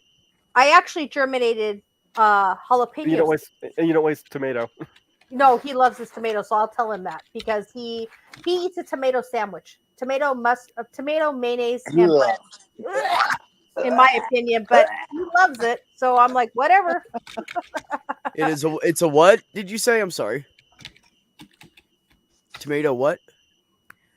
What? Oh, Sandwich. tomato sandwich. Yeah, you said he Tomato likes. tomato sandwiches. Oh yeah, It's just tomatoes. Tomato, I just mayonnaise, and bread. That's what he eats. yeah. we- Oh, I we like pepper. I like pepper, a little salt on it. But yes, But absolutely. what I just like, that. what I like is to do the raw tomato with the mozzarella and a little bit of vinaigrette. I did his with because my father-in-law has the taste buds of a 12-year-old. So like anything that's junky or whatever. But I did do mozzarella, tomato, and some olive oil for him, and he freaking loved that on Oh a yeah, that's piece of delicious. French bread. He loved that. Loved Oh, it. that's delicious. Yeah. Yeah. See, I don't like tomatoes, so you know. Also, you have to try different types of tomatoes because they're not all the taste the same. No, absolutely. I think we planted like 5 different types this year because this is our first year in Oregon gardening. We're gardening in beds because we can't do it on the ground because it's too hard for me. So the one crop that is coming in so good is our potatoes. I'm going to have potatoes for like 6 years off the crop that I planted this year. Oh, It's nice. crazy. Yeah. No, see, And then her fruit trees are going to start growing again, and she just are. ran out of fruit. yes. And it's she so- didn't even pick it all year because the No. first thing they did was when they got there is they trimmed everything back. Mhm. So this year it's going to get fucking crazy. This year we have we actually trimmed back our brambleberries bushes because they're grow wild and they're freaking out of control. So we trimmed everything back so we could control it. So we're gonna have brambleberries, blueberries, cherries, strawberries, pears, apples, and figs. Those are the fruit trees that I have so far. So, and I just tore down my old chicken coop because I'm not allowed to keep chickens anymore on this property. So we're gonna plant some fruit trees back there because that soil is totally rich with chicken poop, so it's great. See, this is my good experimenting with the gardening, Beck. So like if we ever get the property bought, we'll be able to know exactly what needs to be grown. Yep. Word.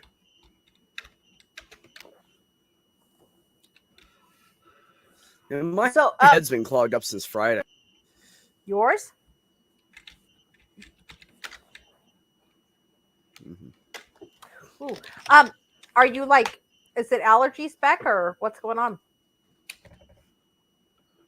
I don't know. It was like got cool one night and I had the windows open because I didn't know it was going to get that cold. And I woke up and my head was clogged up. So it's trying to give me a sinus infection. I'm fighting it. Fight hard. Yeah. Fight hard, young Skywalker. Fight hard. How do you starve an Irishman? Take away one potato. That's right. That's funny. Cut in half and quickly sauteed over high heat. Go amazing with eggs. Yes. When I used to make omelets, I would either throw in like fresh tomato strips, like little strips of tomato, or you can also pre-fry them and then cut them up and put them in there. They're really good.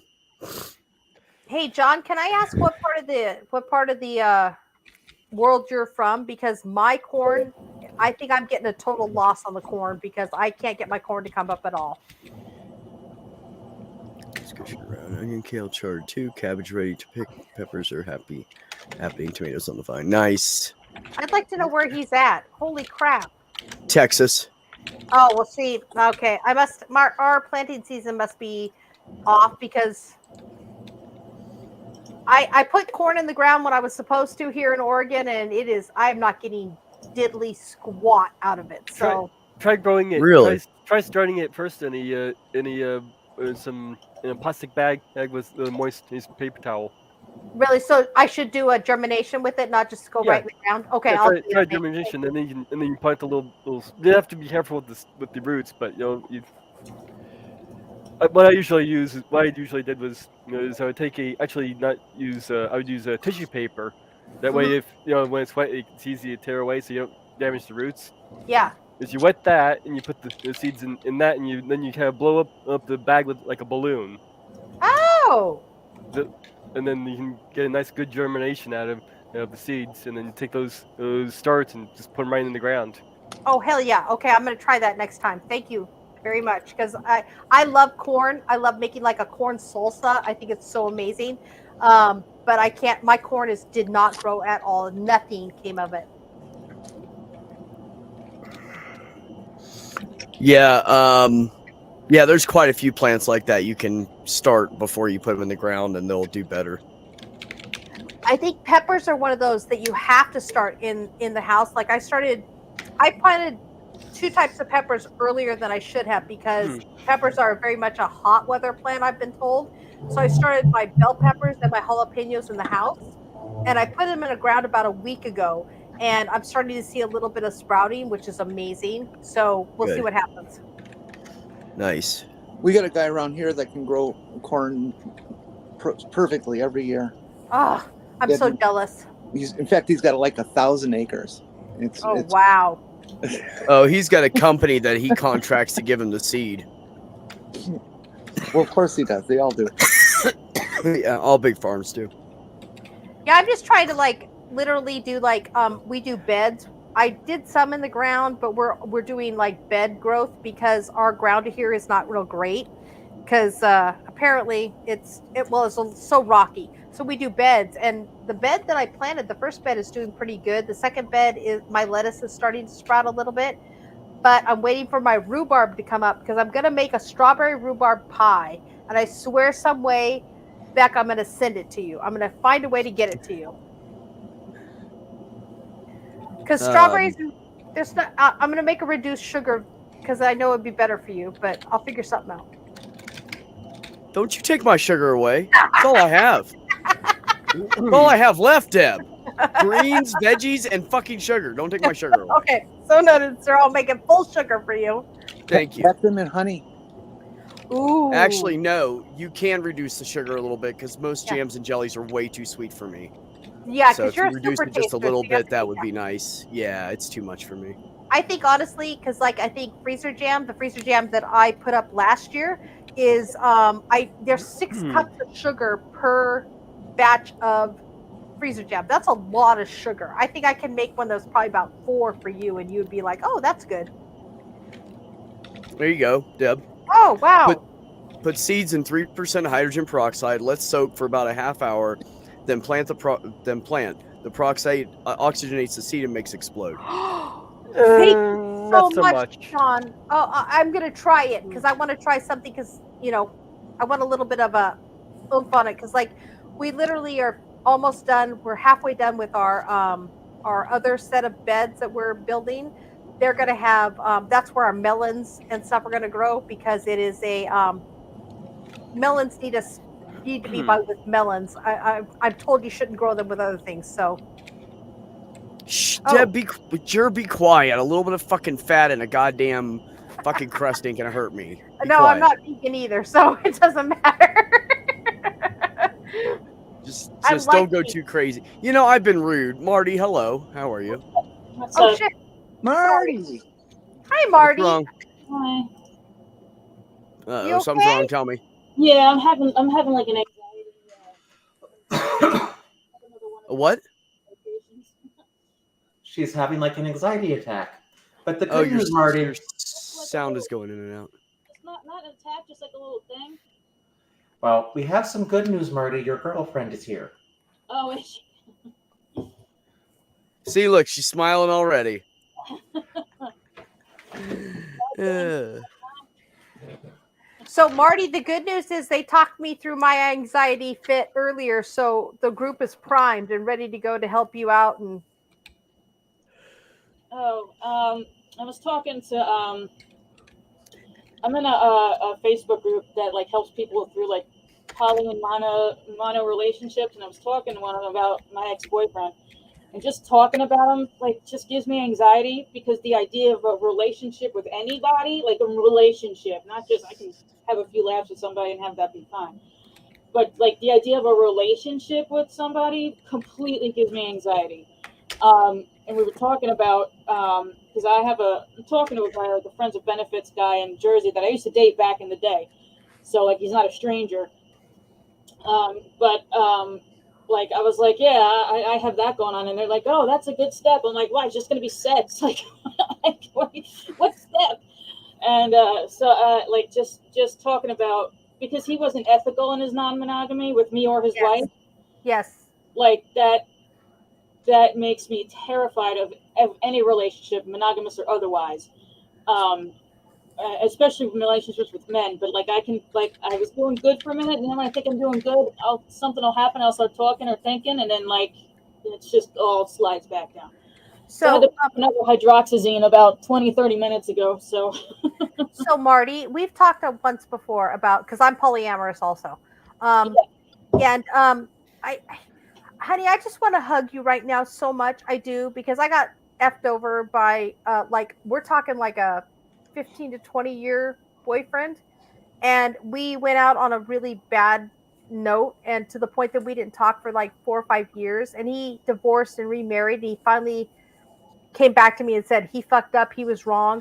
I can't even, I have such anxiety every time I see him on Facebook too, that I'm like, no, dude, you fucked me over. I can't trust anybody who says, hey, I want to do this with you. You know, I want to be friends with benefits. I can't trust anybody anymore. So, sis, I feel your pain. I wish I could hug you right now. I wish I could reach out and just give you this huge old hug and tell you that you're gonna find there are people who are not fucktards. Okay, that's the only word I can think of right now to describe people who do things like that. Because when you're open and honest and say, I'm polyamorous, there is no need to fucking lie. You're a complete dirtbag if you lie when you're talking to somebody who's polyamorous. Well, Okay. he did tell me that. He told me that, but the way he went about, so Cliff Notes. 2 years ago, I went up there to see him, and then we had a great weekend. The weekend meant something to me. I don't know about him, but he did tell me about this other girl he was interested in, and that was interested in him, that he's known since he was 13. Okay, great. He told me about that. Fine. Mhm. Flash forward to when we're hanging out.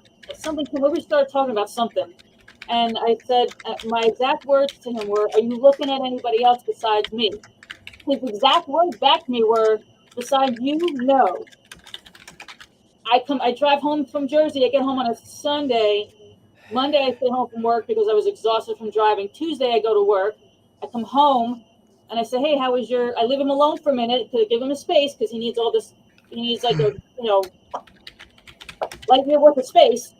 So I go, "How was your how was your day or what have you or whatever?" And he goes, "Well, I'm having a little bit of anxiety about telling you that. Last night the girl texted me, invited me over, and I went over there, and things progressed, and we were intimate." Bitch, I asked you if you were looking at anybody else, and you told me no. Oh, dirtbag. Sent me back to something he did in 2006, Yes. and I had a meltdown. Now, he was okay for the meltdown part. He was okay for that. But then, and I was just getting over forgiving him for shit that he did to me back in the day from 2003. And then he did that, and that made me, I had a complete meltdown. Yeah, of course. Like freaking out. I was like, because I know he likes to compare his partners to other women. And I had a feeling he was going to do that because he did that to me the first time we were together. What? Wife? Yeah. See, he told me he learned and he grew and he changed the person and all this other bullshit. But meanwhile, he was abusive to his now soon-to-be ex-wife. He was like really, yeah. So, and I found out all this stuff from her that he didn't bother telling me. He was just telling me that she was treating him poorly and he found her boundaries unreasonable. One of her boundaries were always use protection. How the That's fuck? not unreasonable. That should be a fucking given. Like that should just be like, of course I'm always gonna wear protection now, and we don't even have to talk about that. Like he just found her. That's what he told me, and that she was neglecting her responsibilities because they have 4 kids together, and she has a kid with her partner. That she was neglecting her responsibilities and spending all of her time with her partner, and meanwhile, his daughter's one of his youngest daughter's birthday just passed. He didn't even call and say happy birthday. He told his wife to tell her happy birthday for him. Like, he split for the house for like a month a few years ago, and he missed both of his daughter's birthdays because his 2 daughters' birthdays are within like a week or 2 of each other. I didn't know that. He didn't tell me any of that. He didn't tell me any of what he did to what because he doesn't handle, like, if he fucks up, he doesn't, and you get upset, he doesn't handle the reaction well. Why are you upset about that? Like, sure, I shot you in the face, but why are you upset? You mean you just have your face missing? It's not the end of the world. Like, he's like that. Oh, fuck that shit. That's how he told me. That's not how he represented himself. He seemed like he was, looking for redemption, and that he had learned, and that he had, this and that. And I took his word for it. Stupidly took his word for it. And now I'm literally suffering the consequences of it. So, Marty, can I tell you something that my husband said to me? Sure. My husband, when Brian did what he did to me, and I mean, he literally ripped my heart out of my chest because I literally loved that man. Yeah. I mean, he asked me, I actually considered it, Marty. He said, would you come down and would you become my spiritual wife? He's Mormon, okay? I'm an atheist, as we know. I actually considered it. That's how much I love that man. And then he did what he did to me and just blew me off, ghosted me the whole nine, right? My husband said to me, and it's something I talk about all the time, I think about all the time. He said, Deborah, I need you to remember something. I need you to remember that you have to value yourself more than you value these other men or women that you choose to get in a relationship with. And sweetheart, I want you to value yourself and love yourself more than you give him credit for or anything like that, because that helped me being a polyamorous woman, because I have to value myself and hold myself at a high. I love myself and I had to value myself. And I don't know if you do. I don't know you very well, but that's something that my husband said to me that really rang true with me, because I have to value myself and love myself more than I love and value another person. Does that make sense? Am I Yeah, helping you I'm at working- all? No, you're fine. I'm working on that with my therapist because I don't understand. I don't understand the whole concept of Yes.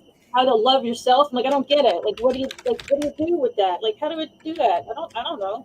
Like, you know, I have a taco night. Is that loving myself? Like, I don't understand. No, Like, sis, I get that. I get that. I understand that completely. And I'm going to be really honest. I'm going to give credit where credit was due. Like, I had a whole lot of pain and suffering with Brian, but it was, even though I love Beck like he's my brother now, there's nothing there. But the way we started our relationship taught me a whole lot about value. And because he's always valued me, he's always told me I am so much more than what I give myself credit for. So if you need, I'm going to just put the offer out there, Marty. If you need another polyamorous woman to talk to at any point in time, please look me up, find me. Beck, I don't know how to share things with her so she can get a hold of me. Maybe you could help me out. But I would totally be there for you as a sounding board to talk. If you're open, you don't have to. It's just an offer. the more people that know about this type of, because I didn't know anything about this relationship dynamic. That was another thing too. Like, I needed him to be like, I needed you to be this person to help me through this relationship. I don't do this. Like, I was with my ex-husband for 12 years. I was monogamous the whole time. Like, Yeah. I've been with most of, I had one relationship where I was able to have other partners, and I did. Mhm. But it was more out of spite. It was more out of, okay. more of like, okay, you want me to have other partners? Now I'm going to. And then he would get upset when I would spend time with his other partner. He actually asked me, he said, well, can you cancel plans with him? I'm not going to cancel plans with him. This No. was your idea. You wanted this kind of relationship. So suck it up, and Mhm. I'll talk to you tomorrow. Mhm. And I cared about the other partner too. So, like, you know, it wasn't like, but it was, you want this? Okay. Yeah, I don't know if you're on Facebook or not. I can put my, I am. And I will give you my full name so you can find me. It's not under Mama Deb, obviously, but I don't care. This community is totally safe to me. So it's Deborah Fogel Nichols. What? Corpus, Security can I- Plus certified. I would have told you not to do that beforehand, but I'm sorry. Did I do something wrong? you just doxed yourself essentially. But I don't Oh. know. She knows. I don't know She what knows that she gave her name out. yeah, but yeah. I I would have stopped you beforehand because it's just not a good idea. Oh. Well, then. what is Nobody's it? going to go after Mama Deb. She doesn't have any enemies. I put mine on the thing. I'm going to put it in here right now in the private chat, babe. So Yeah. Okay. You know If anybody were to come after Mom and Deb, I would hunt them. I love you, Kyle. I know Love that. you too. Shit, Rusty would have him dead before you got to fucking Oregon. Are you kidding me? That doesn't Well, mean he'll there need aren't- help with things. That doesn't mean there aren't still people out there on YouTube that I personally don't trust because of histories I've had with them. You're correct, Corpus. You are correct. I've had a couple of like Valid. people who did some things. And Kyle and Beck were there for me, where I had actually one of my own relatives was trolling me and being evil and nasty. But overall, I'm a really open person. I'm really I honestly, my whole goal in life is just to be so like open and honest and help people as much as I can. That's my whole goal in life. It really is. Gotcha. I already sent I you. got you. Thing. I just got it. Because Okay. you know what? I truly believe. Hey, Shane. I truly believe, and this is just me. I don't face some of the challenges some of you do, but I truly believe that the more authentic we are and the more open we are, the more people we can help and be. And this has bitten me in the ass several times. Beck and Kyle will be there because I tell you this because I came to them crying, going, "Why is this person being so goddamn mean to me?"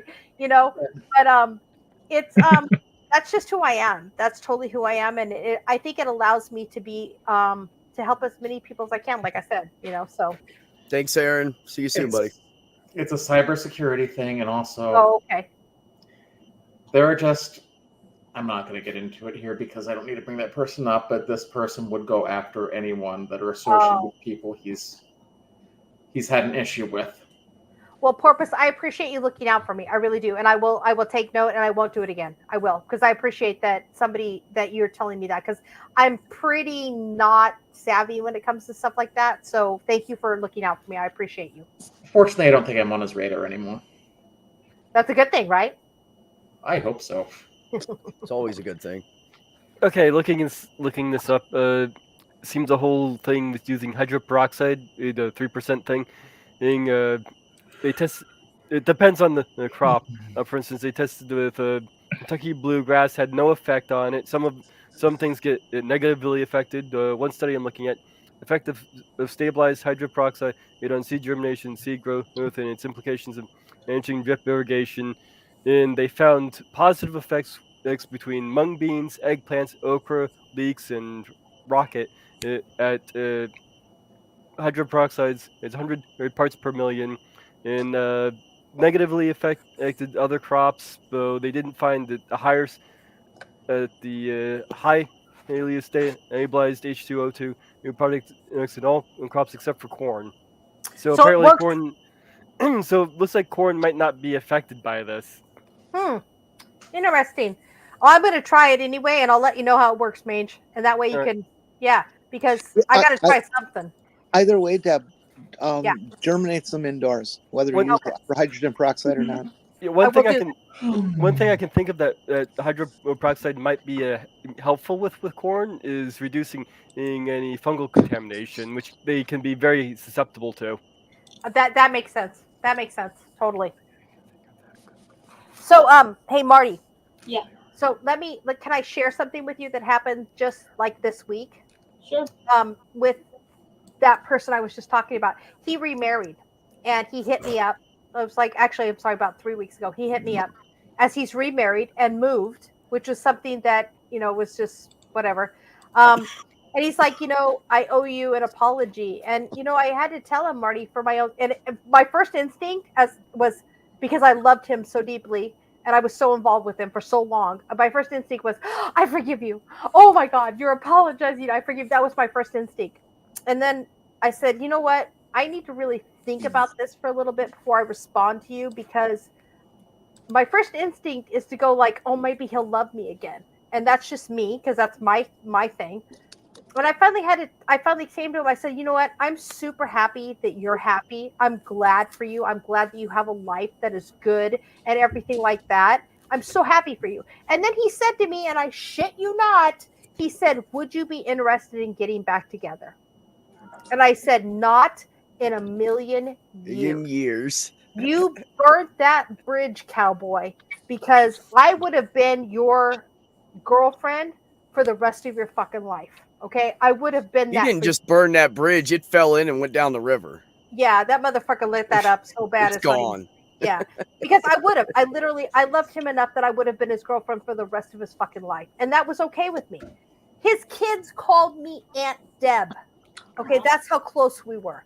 He lit that fucking fire like nothing. I still talk to his kids on Facebook. They're grown now, but there was a point where I had to my heart was like, please love me again. Because again, that's an issue with me. I just wanted him to love me the way that I loved him, because I loved him with everything I had. I would say I loved him as much as I love my husband. And that's a lot. If you know my husband and I, Beck will with me. And he threw that shit away. And I had to realize, you know what? No, sir. No, sir. We spent a lot of time together. We had a lot of time in EMS. We were paramedics together and all that. So there's a lot of bonds there. I said, no, I'm sorry, sir. I told him, I said, Cowboy, I'm sorry. You burnt that bridge. I can't ever be anything other than your friend ever again, which means certain topics are off limits for us now. And he was so mad. He didn't talk to me for another week and a half. He ghosted me again for a week and a half. And I said, there, it proves my point. You are not Right. worth me. I am worth better than that. I am worth That's more right. than that. Because That's right. I'm a good human being. And Marty, I get the impression that you're a good human being too. I could be wrong. You could be a piece of crap, but I don't think you are. I really don't, because you're here. I try to. I think that I honestly think, and again, tell me if I'm overstepping, but I think, sis, I think if you start telling yourself, I love myself and I value myself more than him, it might help you out a little bit, just a little bit. Because, and I know it's hard. It's fucking hard as shit. My therapist and I had a good long talk and cry about Brian for years, probably about 3 years before I was able to process through. But man, love yourself, sis. Love yourself, because you're worth so much. If you are capable of doing what I do, which is love multiple people and share that kind of love and intimacy in a relationship with multiple people, I think that's a great thing. I think love should be shared, not and multiplied, not restricted. That's because that's my polyamorous lifestyle. So I mean, my husband dated a gal for a couple of weeks, and he's like, "This is not going to work out." Her and I are still friends. Okay, that's how much I'm into this lifestyle, because I started dating her also, kinda, and we're still friends. So, there's so many benefits to it. And I just think if you value yourself more and give yourself more credit, because it takes a special kind of person to be this way, to live this lifestyle. I think you're going to find that you are so much happier when you give yourself more value. I don't mean to be your therapist, and I don't mean to No, you're fine. No, you're fine. And he did apologize to me. He apologized because, like, Good. my having problems. Like, we were having problems for Yeah. like 8 years, and our relationship was pretty much on the outs anyhow. So I broke up with my ex-husband, thinking that I was finally, because I thinking I was finally gonna have this person. Like, oh my God, he finally loves me now after 20 plus years. He finally loves me now, and I thought everything was gonna be great, and and it didn't turn out that way. But he apologized for being a part of the decision that pretty much ruined my life. Like, I live at my work. Like, we board dogs and stuff, and I live in the cat room, where if we had cats boarding, they would stay in here. Okay. So this is where I live. Like, all my stuff is in storage. Like, Oh, sis. like I had a family. We didn't have kids, but we had the dog and the cat. Yeah. We had a family. Cat. There she is. Because, I mean, like, if it wasn't for him, I probably would have put a little bit more effort into fixing my marriage, which was already on the outs anyhow. But I would have put a little bit more effort into it, because, like, okay. But I thought that I was finally gonna, like, oh my God, Alex loves me now. Yes. Thank all the gods. Like, oh my God. And he's apologetic, and he knows he fucked up the first time, and he told me, he straight up told me, I didn't treat you right the first time, and I'm sorry, and I've learned and I've grown, and I'm a better person now. Meanwhile, he called his wife spoiled and selfish because she didn't have a job and she wasn't paying for anything. So she got a job, and then he bitched about the fact that she wasn't taking care of enough stuff at home, and wanted her. She only makes like $1,000 a month, and he wanted her to put $1,000 a week into the joint checking account. That's financial abuse, asshole. Like, 100. yeah, he didn't tell me any of the stuff that he did to and it's funny, because I met the ex-wife through him back in 05 or 06, something like that. So I've been friends with her for a minute. Every time he would do something or say something that was hurtful to me, and I would react, he would not tell, she's called Sarah, he would not tell Sarah about what he did to make me react that way. He would only tell her about my reaction. And she thought I was a fucking nutcase until he started treating her that way, and she realized that I was fucking right, and that she felt shitty for for acting towards me the way she did. And she apologized too. She's like, I didn't believe you until he started treating me like that, and I know exactly what you went through. She's like, he's abusive. That's so he didn't. So what he's doing is telling me Sarah's reaction to his actions, not the action. So when I find out all the actions, I'm like, are you fucking kidding me? Lying by omission is his thing. Just need to return it.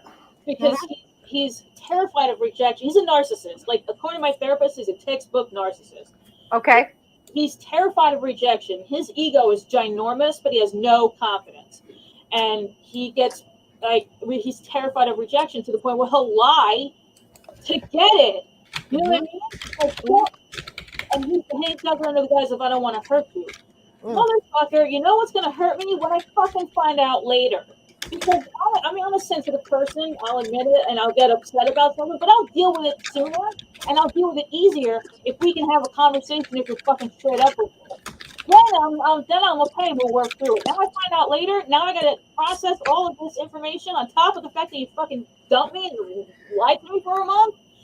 Bitch, please. You know, like, it's just, and like, the thought of, like, because I was talking to these other people and something came up about, relationships. Something came out about compersion, and I'm like, I have a hard time being happy for my partner being with another partner. Like, I have a hard time with that. Like, oh, you're gonna put your penis in someone else's vagina? Yay! You know, I can't deal with that.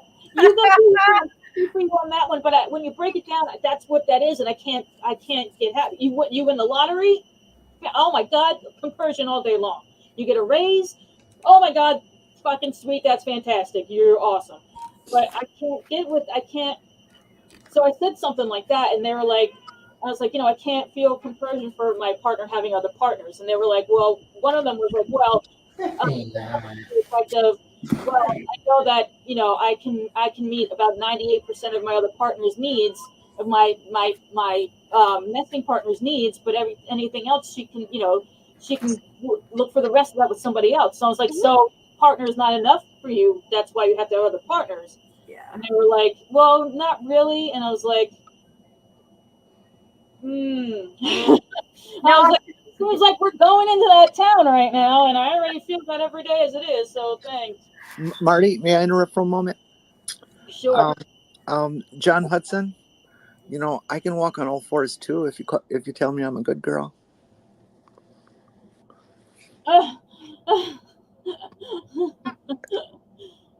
That's all.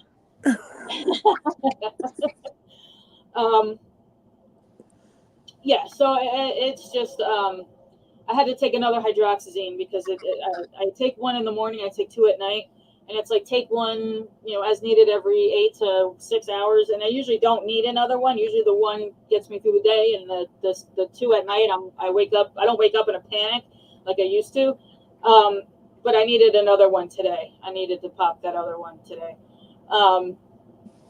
Because I was just, one of the girls was like, you know, it's not really about not being enough. You know, it's you know, she, here, I'll tell you exactly what they said. Because I was like, I'm terrified of relationships. I've been single for 3 years since he dumped me. And one of the guys was like, oh no. At least go on dates, at least it's or a friend date, or go do something. Don't be afraid of relationships. And just when I think that, like, okay, I'm okay, like I can be, not afraid of a relationship, like I'll think about something and I'll just fucking slide backwards. And it's 2 steps forward and 1,000 steps back. So it's just kind of exhausting at this point. But, yeah, so that's what was giving me some anxiety today. And we were supposed to play Dungeons and Dragons today, but everybody had some kind of issue today, so we didn't play D&D. So, so that bums me out. Sorry, I didn't mean to take over the whole conversation. But... No, you have every right to vent. You're muted, Porpoise. I bet it would be fun to play some role-playing game with some of these people. I play D&D. I tried. I never got into it. I've been playing D&D. I have a character on Beyond D&D. So does Jenny. Fool. People don't like the stories I tell. I get too weird. Sorry. Can you imagine that? I That would like be them. too weird for D&D people. I mean, how That's- nerdy are you, Jenny? I think that's going from nerdy to like kinky. Yeah, I mean, Well, if that's you're looking Jenny. for weird, I played Mage the Ascension, and it doesn't get much weirder in the White Wolf universe than that, unless you go into Changeling. So yeah, that's what's going on, but it happens a lot. Like I think about that stuff a lot, but today all of a sudden, like I had an actual attack about it. So You said you take hydroxyzine for anxiety. hmm See, I was prescribed that, and it didn't seem to do much for me, so I just quit taking it. But I might restart and it's try been again. helpful to me. Like I said, this is the first attack I had to get on meds like 2 years ago. This is the first attack that I've had in 2 years where I had Oh to wow! take one during the day. Yeah, usually the one through the day gets me through the day. Today I had to take a second one, so it's been ridiculously helpful for me. I see. Well, the thing is, I was originally given Ativan, but I have a severe reaction to benzos that I found out after taking it. I have like a 1 in a million reaction where they cause me panic. Oh damn! So I went to the ER over an extreme panic attack, and they looked at my chart and they're like, well, he's on Ativan. We'll just give him an IV with more Ativan. So I was on 0.5 milligrams. They gave me 4 milligrams through the IV. And for the next 14 days, I was doing nothing but screaming, convulsing, panicking. I dropped 15 pounds in that period and developed PTSD from it. Damn, dude. Pardon? Sorry. Oh, no. But so I can't do benzos at all. So they put me on the hydroxyzine, and maybe it cut the edge a little, but like I deal with such severe anxiety and panic that it's a hindrance to my daily life, like completely. Like Beck can attest to that. So can Mama Deb. They've seen me go through panic attacks, and it takes everything they can to calm me down. Wow. But not to like bring down the mood so much. What you said resonated with me, and it reminded me of just all that. Talk to whoever prescribed you your meds. Maybe you need 2 during the day, or however, or stronger. Dose. I think it's 150. I think it's 150 milligrams. Oh wow, I'm on like 20. Oh yeah, no, girl, I have problems. Okay, yeah, maybe I need to talk. Yeah, I take hydroxyzine, I take Wellbutrin, I take Paxil, and I take Abilify. Okay. I got mental health problems. Right.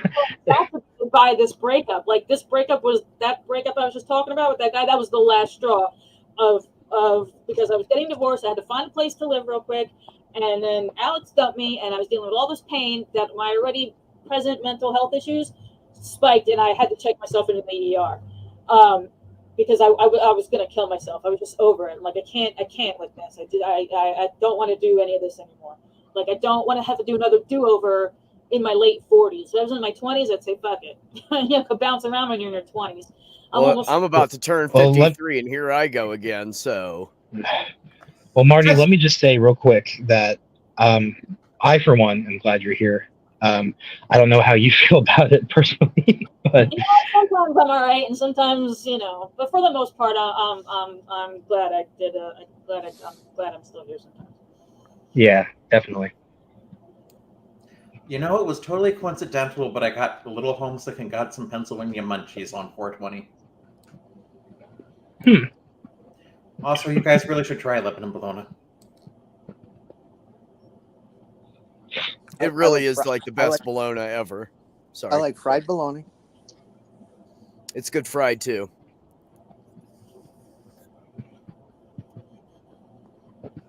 Yeah, talk to. I have a very weird combination with bologna.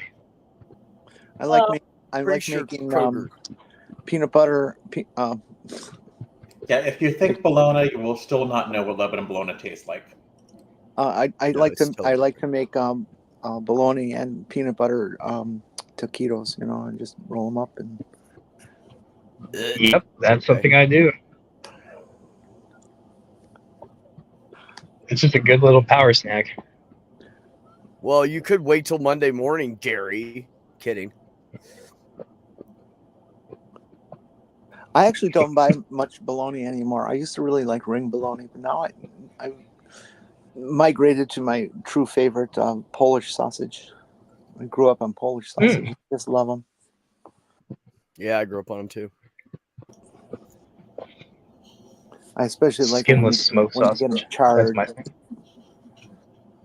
Yes, I have. Oh, I have bitten the holes in the bologna. We were trying to make snowflakes. Well, if you've never had Lebanon bologna, instead of thinking of it like bologna, think of it as sweet, smoky summer sausage. It tastes more like that. With a bologna background. But not much, really. I think it has the texture of tenderized beef lips. It's Wow, actually, and Lebanon bologna actually has seasoning in it, so that's weird. I feel like I walked in a really strange part because Jenny just said beef lips. I was like, what the fuck are beef lips? And what are we talking about here? Something that would probably be a common ingredient in most bolognas and hot dogs would be my guess. But when you read that little part of the label that says beef byproducts, Yeah. what do you think those are? I know. I just wanted to make sure we were on bologna and not some other type of lips or something. I don't know. Lips, tits, and assholes. Nose, Back. tongue, Yeah. lips, You gonna shut it again? Sorry. Uh, So. rectum. Oh God. Oh, Teddy's still going. Teddy's still going on about all the different body parts that could be in a Okay. hot dog. So I have to verify that I heard correctly. Did I hear correctly that Lebanon bologna has spice to it? Did I hear Actually, It that has correctly? I don't spices know. in it. It's not spicy It just has necessarily. spices, so it has a more of a flavor palette. Is what I'm saying. It's not Yeah. just a. Ooh, I might have to check that Yeah. out. If you can find it, it's a Pennsylvania Dutch thing. Well, I'm in Oregon. I'm so far away from Pennsylvania Dutch, it isn't even funny. But I'll try. I will try. Anybody eat knockwurst? Not barbacoa is basically cheap meat. That's fine. Knockwurst. Knockwurst is like a big chunk of bologna, about 2 inches in diameter, maybe even a little bigger. But it's real short. It's only like 4 or 5 inches. It's almost like, well, no, it's not like. Well, never mind. It's tasty. You have an Amish community up? Do you have any Amish or Mennonites up there in Oregon? maybe just not quite where I'm at. I'd have to go out a little bit, but they would have it, wouldn't they? If they have Amish and Mennonites. Yeah, Okay. Boar's Head does make Lebanon bologna, but it's not very good. I'll look into it. I will look into it, definitely. I can't remember the brand I buy, but I get it. I get it at Kroger, and it's good. Check there too. Is the What'd best you say, stuff I can Kyle? get. Or did Kyle just cough? Kyle Yeah, that just was me. coughed. Oh, hi, Kyle, by the way. I haven't said hi to you yet. Hello, greetings. Greetings. But seriously, how are you, Mom and Dad? How are you doing? I'm feeling much better now. If you had been here like an hour and a half ago, you'd have seen me in tears because I'm very nervous about starting my new job tomorrow. But Oh, you're gonna do Yeah. great. That new job jitters is getting to you, but you're gonna be perfect for this. you're amazing for thinking. You're such a good friend, Kyle. You really are. You and Beck pump me up more than I can tell you. I can't tell you how much I appreciate you guys. Well, you're awesome. And by the way, although Mama Deb doesn't do a whole lot on there anymore, y'all should follow her on TikTok. There's a lot of good content that's already posted. That's the Because good we news. want to pump you up. You know, so that's the good news, Kyle, is that my new employer is talking about maybe having me do some video, like same content that I've been doing, but having it sponsored by them. But I said I would be happy to do that, but I'd have to have my producer and my editor, you and Beck, get paid as well. So I'm hoping that it works out because that would be amazing. That'd be great. I'd Yeah, be down to wouldn't make more I content. said, with Deb, you. I don't do anything for your TikToks. And she said, well, you're getting paid anyways. That's how she is, and she won't have it any other way. I won't. I I mean, won't. they're giving And her I'm like, money for it. She's not going to hold on to it, although you hell should. no, a little bit, a little bit. You guys help me out too much, so you know. Hey, I so, only require $1. yeah, well, Flesh we'll wound. talk about that later. But you know, It's whatever. a small Yeah, shrubbery. yeah, yeah. A shrubbery. Oh man, this is fun. Carrie Ann, I have had many occasions here where I'm living to eat the cow I have seen walking around. Is that like natural enough?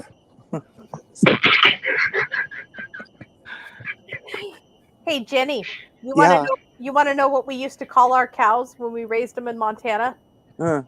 Big Mac quarter pounder. We taught our kids that those are freaking that's food. It's not a pet, it's food. We're going to butcher it and eat it later. So that every but Oh, sorry, I didn't mean to interrupt. that's okay. We also Same, get Deb. our honey and our chickens and our eggs all local. Yep. I remember. And Mom and Deb, you. Sorry, go ahead. I remember once when my nephew was younger, when he went to McDonald's, he asked, "How do they get the nuggets off the chicken without hurting it?" Oh, Oh no! oh no. Oh no! Oh Well, just like they lay an egg. no. They lay a nugget. Yeah, it's a certain season. You don't see it happen. Like if your Katie John. Ann, if your chicken lays a nugget, you probably have a sick chicken. I think he knows now where nuggets come from, but he was not that old when he asked that question.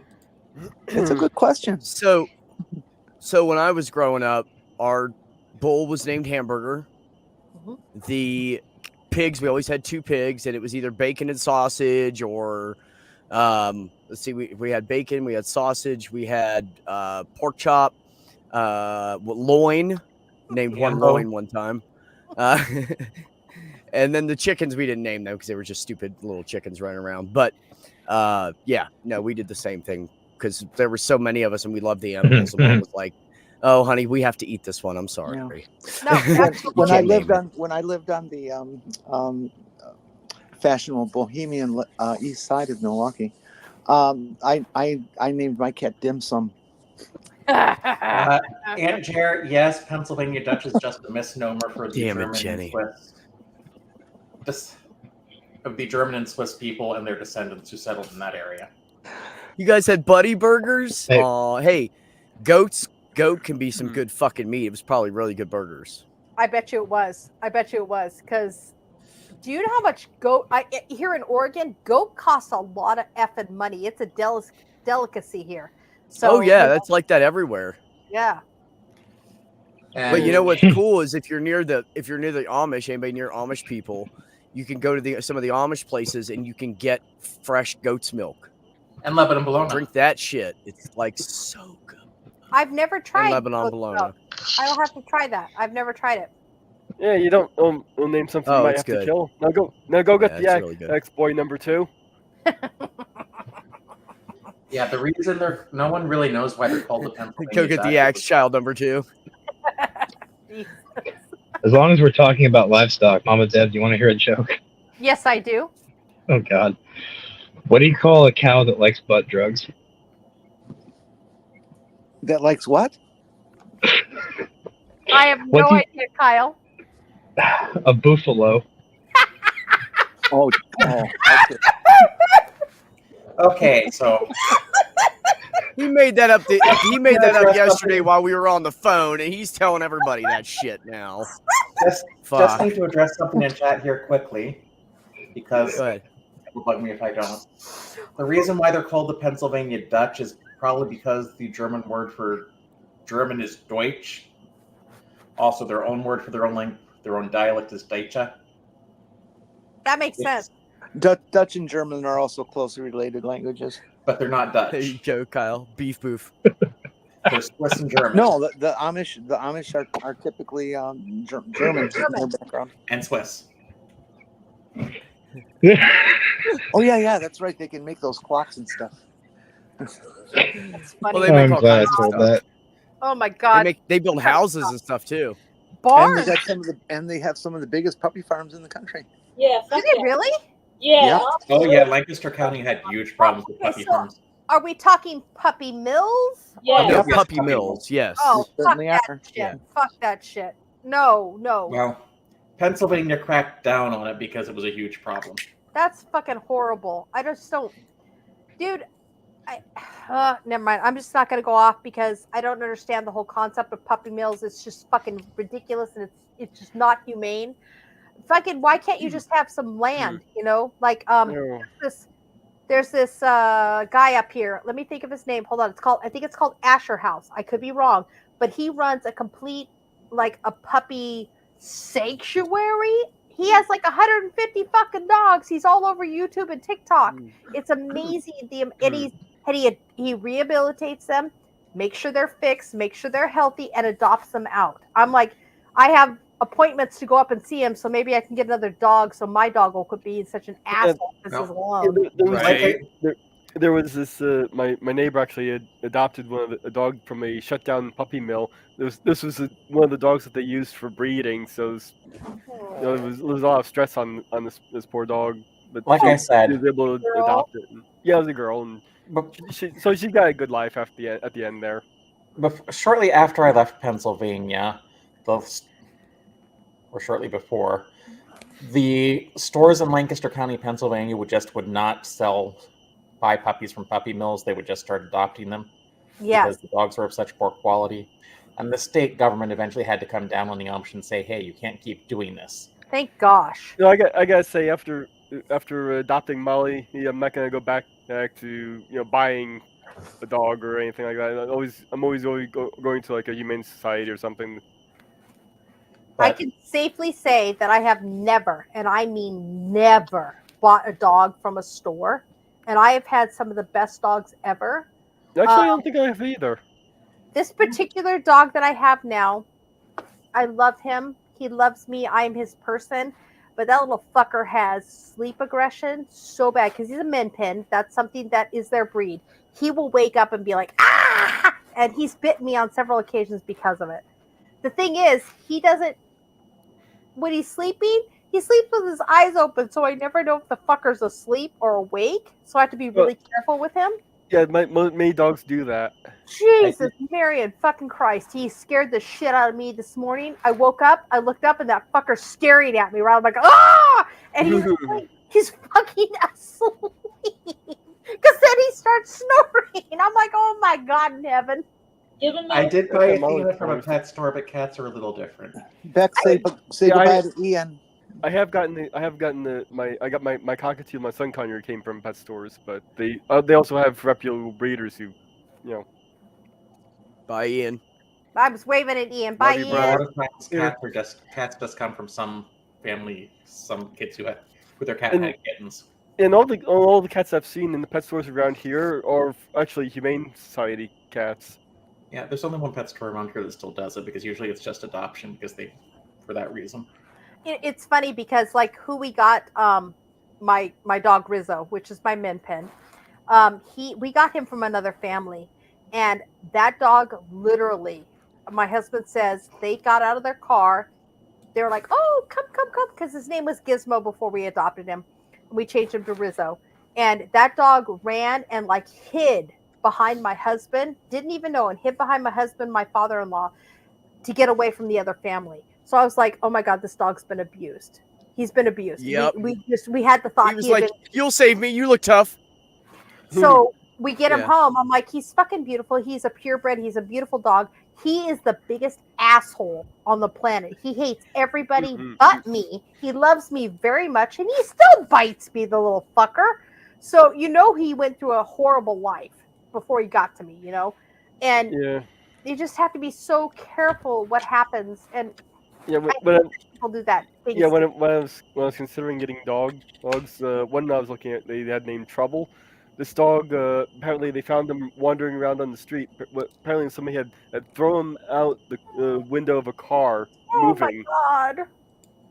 So he had a lot of trauma. So if I had taken that dog, I would have had to work with him quite often before I actually adopted him. Yeah. We work with Rizzo a lot. like he was really sick a couple days ago because he loves human food and it's so bad for him. So we try to like limit what we give him. So we had to actually change the rule in my house. Only one of us is allowed to feed him human foods, little bits of human food, not everybody in the house because he got sick from eating Yeah. human food, right? But that's how he got me the last time. He was sitting on my lap. He loves to cuddle with me. He's a total lap dog. He had to throw up and he like reacted and jumped and ended up getting a hold of me and biting me as he was out the door. I'm like, oh, you poor baby. Well, So we since, really, but well, since we're talking about dogs, Molly's birthday is tomorrow. She'll be 3 years old. oh, happy birthday early. Happy birthday. Yeah, I think I'm gonna go down to the Three Dog Bakery and get her a little cake. That's sweet. That's so sweet. I love that. Hey, Marty, how you feeling? Are you doing better? Are you feeling better? I'm probably gonna go in a minute because I'm probably gonna try and eat something and see maybe watch some TV or something. But I'm okay. I have new words. I actually, when I shut my camera off, I went out and talked to my husband a little bit. I didn't mention your name. I didn't say anything, but I said, what would you say to me if I was in that situation? And he said, I would say the same thing I said before, but I would also add, fuck him. She's worth so much more. And he doesn't know you. So that tells you, hopefully that tells you that you are, sis. You are so much more than that. And I hope my fondest wish for you is you find a loving, wonderful, maybe two loving, wonderful people who are just awesome to be with, and they're awesome to be with you. That's what I wish for you, sweetheart. That's what I wish for you. Thank you. Okay. Yeah, I hope you caught my kiss. We're gonna take a break and do something fun. We're gonna do a fun Ooh. cat clip. A cat? I know Ready? Jackson Cat. Galaxy. Cat clip. Okay, here we go. He's nappy. Oh, that's a cat therapist, right? Jackson Galaxy. Hold on.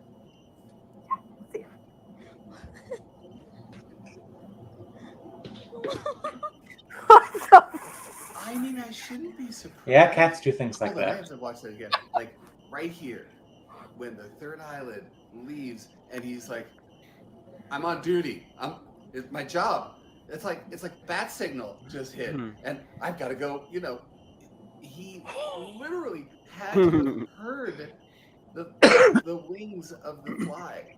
That's the kind of stuff we see on superhero cartoons. And this cat is like, I hear bug wings. And off to the race. If you ever question for a second that the cat you live with is the raw cat, is the manifestation of that ancestor, bam, there you have it in a little like 5-month-old kitten. Bam, there it is.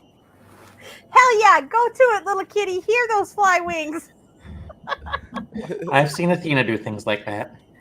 I think Beck's cats do things like that because I've been talking to him and out of nowhere I'll see a cat go zoom across the background. I'm like, where the fuck's your cat going, man? I've also seen Somewhere with a Athena purpose.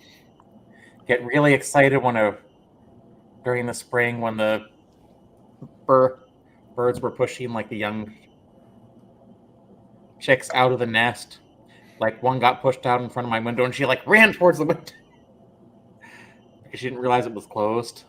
Oh no. She hasn't done it since. I think she realized it's like, hey, that was not a good idea. But Oh my goodness. Hugs, Katie. Carrie. Oh, Sarah, I said Katie, it's Carrie. Carrie, that's so amazing that you took him in and gave him a good life. And because I honestly believe that animals are a way to heal our souls. They really are. They're amazing. Yeah, interesting. After my mom died, I actually ended up getting a cockatiel, and the cockatiel died about 3 years ago. Unfortunately, it was really hard on me. But really weird thing is Molly. She was born same year, same month as that cockatiel died. Nuh-uh. Only a little bit for the cockatiel died on the 3rd. Molly was born on the 22nd. Same year, same month. Well, see, there's processing time, but she came back as Molly.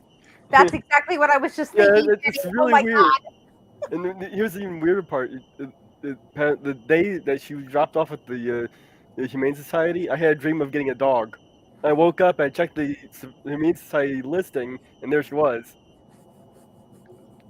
It's a really weird coincidence there. Yeah. I, Right. Have you tried your dog melatonin? the reason I'm making that noise is I don't know if it's a coincidence because I think somebody, whatever you believe, I think there was something cosmically going on that somebody came back and did something. Either way, you have Molly, and Molly is good for you, and I'm happy that that happened for you. I really am. Hey Marty, your mic sometimes that you sound like you're way off down a tunnel and then you come back. It's like Really? random. There you are. Yeah, like I Might don't know be if it's my- an echo or what, but I barely heard you, and I don't think Deb heard you. I did not. I was asking if you give your dog melatonin. Oh, I God. do, ma'am. I do. She tries to get that fucker high on fucking shrooms. Are you kidding me? Anything? No, I'm kidding. I actually we talked to somebody about giving them CBDs. Mhm. He gets they recommended for the min pin because they are so aggressive. He actually gets like Benadryl when he gets hyper, like he gets so worked up, he has to have some Benadryl. But melatonin normally during the day, he absolutely gets it 100%. And it's when it's too much, we actually blow pot in his ears to make him. Oh, I'm sorry, the devil's lettuce in his ears to make him more calm because it really does work really well with him. Because I can't have him biting people. I can't, especially not my 74-year-old father-in-law. I can't have him biting my Right. father-in-law. And I prefer he didn't bite me too, to be honest. But What do you do when he Hey. bites you? How do you correct the behavior? I personally, I actually, he growls. I grab something and put it around my hand immediately because he will go after my hand, and I flip him on his stomach, and I flip on his back, and I make sure that he knows that I am the boss, and I say, no, we do not bite, we do not, and I hold him there until he stops growling. When he stops growling, I tell him, okay, there we go, good boy, and I'll take the towel off and I let him get up. That's my corrective measure because I don't know if it's right or not, but that's what I do for me. Don't feed the dog a sentence. Yeah, you No just- bite. No bite. Oh, just shorter. Yeah, No very bite. short. That's all they bite. listen to. They check out. As soon as you say no, they don't need to hear anything else. They Just check no out. bite. Okay. Yeah. Okay. So just no, and then because I was told you have to stop the aggressive behavior.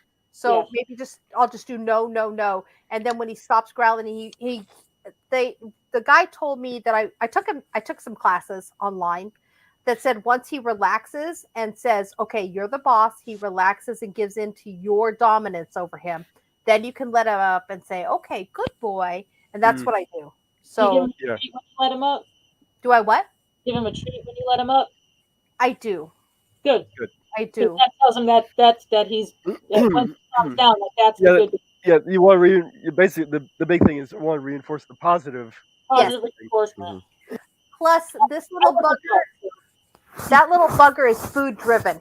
He tends to be food aggressive that's- with everybody but me. Oh, that's great. I'm food aggressive. Me too. Touch my food, I will bite your fucking hand. Yeah, being that way does make training a lot easier for the, Yeah. the dog. Deb, Deb, Yes, I will teach the dog not just no. I teach the dog no bite or no Okay. door or no whatever. Because Okay. dogs are way intelligent enough to understand modifiers. Okay, Yeah, so they could do. instead of saying a sentence, just saying no bite. Yeah. No bite. Yeah. Okay, I will do that. Thank you guys so much. In fact, I work with dogs, so I know things. I did pet sitting for a dog that I actually had to be very precise with my language in order for the dog to respond. Like to say I had to say like lie down instead of lay down. Okay, I see. Oh, what you're saying. really? What were Because you- that's what the owners used. Yeah. Yeah. Interesting. Actually, that's one of the biggest mistakes that that you're not. I mean, you're not doing. But what that a lot of owners will do is they will treat the dog down. Down, expecting them to get off of them. Well, the word is off. Off. Off the couch, Yeah, it's off it's, of me, off of the Yeah. kitchen table. yeah. Off is down Yeah, to because the- they down are to lay down. They are down on the couch already. What do you mean down? yeah. They're Off not is like all, jumping in the air. Yeah, Yeah, off yeah. is off is all four paws on the floor. Down is belly on the ground. Yes. And it's funny because we taught him when he came to our house, our commands are not in English most of the time. They're actually in German. So like when he sits, it's seats. When he lays down, I show him, and I do sign language as well because he's smart. He's fucking smart. So when he gets the tap, he knows seats. And when I say Fuß, Fuß is lay down, and he will do it. Except he will not do it on the wood floor. He does not like the feeling, so he'll jump up on the couch. When I say Fuß, he jumps up on the couch and he lays down immediately. And I'm like, okay, Fuß. And it's funny because when I put my hand up like this, I say dance, and he'll go in a circle around my hand to get his treat. So he's smart. He fucking knows his shit. It's just a matter of training the aggression out of him, I think. Something Yeah. else I've been doing with Molly. I've actually been switching over to using treat toys to feed her. So I got this treat ball I can open up. Mhm. I just put the entire thing of kibble into the treat ball, close it up, and then she rolls it all around the house to get her food in the morning. And in the afternoon, when I actually took a 6 cup cupcake tray. I've replaced that with her bowl, and I just put a little bit of kibble. I put some wet food in some slots. I cover it up with balls or toys, and then she has to move the balls and toys out of the way. I also got this other treat puzzle thing that she playing around with. So I'm trying to get like multiple ones to kind of vary up things from day to day. No, agreed, Yeah. agreed. Because they are smart. They're smart animals. I don't She know, absolutely loves it. Jur. I don't know. I went with what my husband said. My husband said it was seats and Fuß for lay down. Either way, it works for him. So I'm so not going to change that at this point. But We're not Yeah, trying no, to introduce a new word right Yeah, now. well, They're but the you know same what we thing. did? Yeah. What we had to take away from him because he was super aggressive, so aggressive that he actually hurt himself. We used to call it doggy TV. We have a front window. We'd raise the window and we put the chairs in front of it. He would sit on the chairs and he'd go crazy. He would go like get aggressive, so much so that he fell off, hit his head, and gave himself a concussion. Ooh. I was like, dude. So we took away Yeah. everything like that. He's so much calmer now. So Yeah. lessons learned, right? Interesting. Of when before I switched over entirely from the bowl, I'd actually have better or more tastier food in the food bowl for Molly, and I'd have the kibble in the tray with the balls, and she actually would abandon the higher quality food for the game, for something to play around with to get to the food. Oh no. We have a ball that we put treats in, but here's the funny thing. I started dehydrating meats and dehydrating a mixture of oatmeal and peanut butter because I heard it's better Oh, for I the need stomach. that. Because he has a very sensitive stomach. We have to be careful with him. So when I put his treats in the ball, they're like jerky type treats now because I make them for him.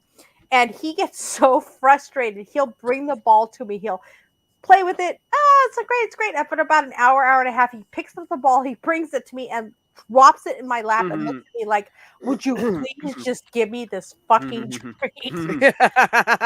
I've had enough. Be careful what type of peanut butter you use. I use all natural. I don't do anything. I don't do any sugar, nothing. It's all that all natural. So some of the peanut butters you buy for humans has xylitol, which is very bad Yes. for dogs. Yes, I actually The use sweetener. I actually use the Kong peanut butter that's specifically made for dogs.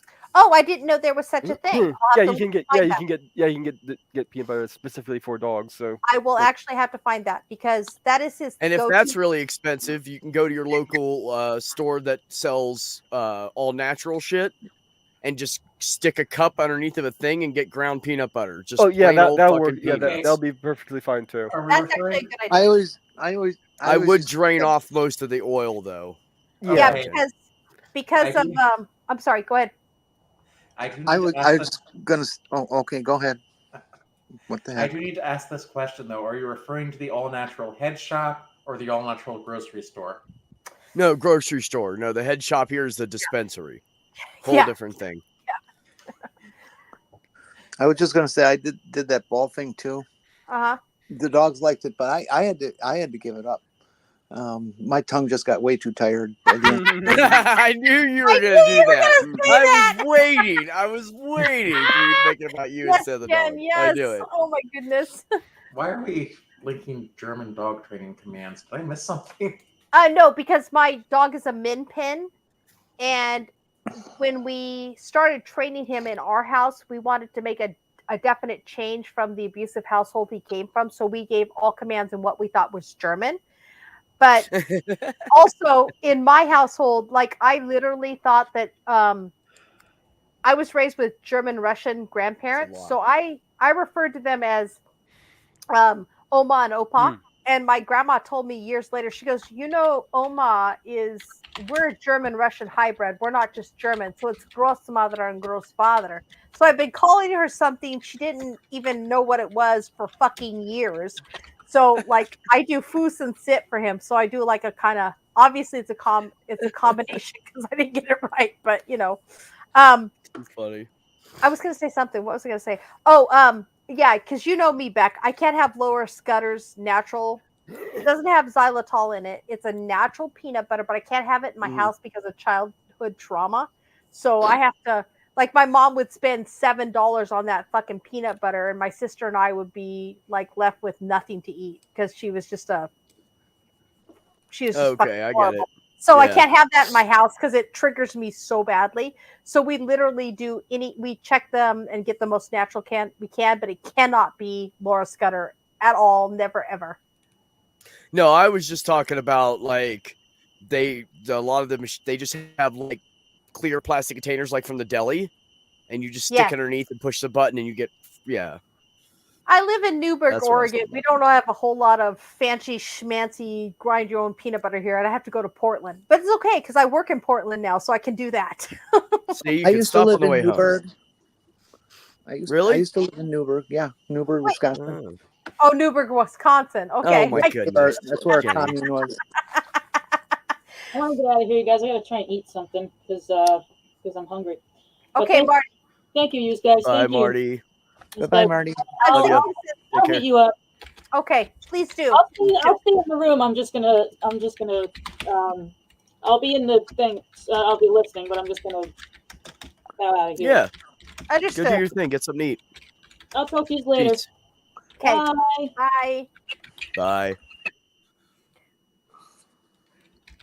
Woo! I just got good news. I don't actually have to get up and go to work at 9:00 in the morning. I don't have to be there till 11 because she has a couple meetings Monday morning. So wow, okay. Nice. Nice. Oh, I basically, they couldn't decide at work what my schedule was going to be. And I was like, okay, here. It's 32 hours after lunches. And they were like, okay. So I don't go until 10 except for Thursdays. Thursdays I go in at Question. 9. This tells you how much I've been out of the loop. You got another job? Yes, I am working at a physical therapy office, front desk. Ooh, front desk? Oh, Yep. sir. So happy for you. I'm so excited for you. And I it mean, pays $1. I don't know if you remember what the other one was, but the previous Yeah. job pays $1 more an hour. Hell yeah.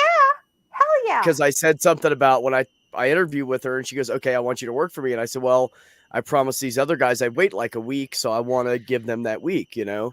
And she was like, okay, fair enough. And then a couple hours later, she texted me and said, I can certainly pay you more per hour.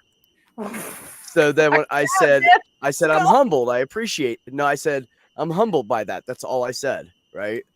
And then when I said, okay, finally they're taking too long. They're dragging their feet. You know, I gave them the time I said, and I went to go work for her. And she goes, and so I'll see you Monday. I was like, yes, ma'am. And she said, and that'll be the extra $1 an hour. And I said, thank you. Yay. Yeah, So she just happy gave it for to me. I didn't have to you. ask.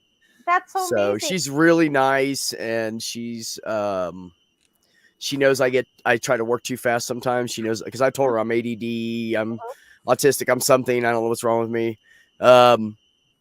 So she's really cool, and she's like, slow down. It's okay. You're doing fine. Don't get frustrated. Like, thank you, Candace. Yes, ma'am. Yes, ma'am. So, yeah. That's Just be amazing. cool. I'm so happy for you. How many times has somebody heard me say that? My job's pretty cool. My new job's pretty cool. Yeah, no, and then let's talk about it 6 months later, and you're like, oh fuck, I don't know, man. This Can is I my ask- 8th job in 4.5 years. Oh, yeah, I hear you. I had one of them for 11 months, so if that tells you anything. Anyways, I was always scared of every new job I ever got because I have imposter syndrome for life. I'm sorry, you have what? Imposter imposter syndrome. yeah, same. It's nerve-wracking. I'm You sorry. know what she didn't do at this job? She did not ask to see my photo ID because my gender is still F on that. Is it really? Oh, yeah.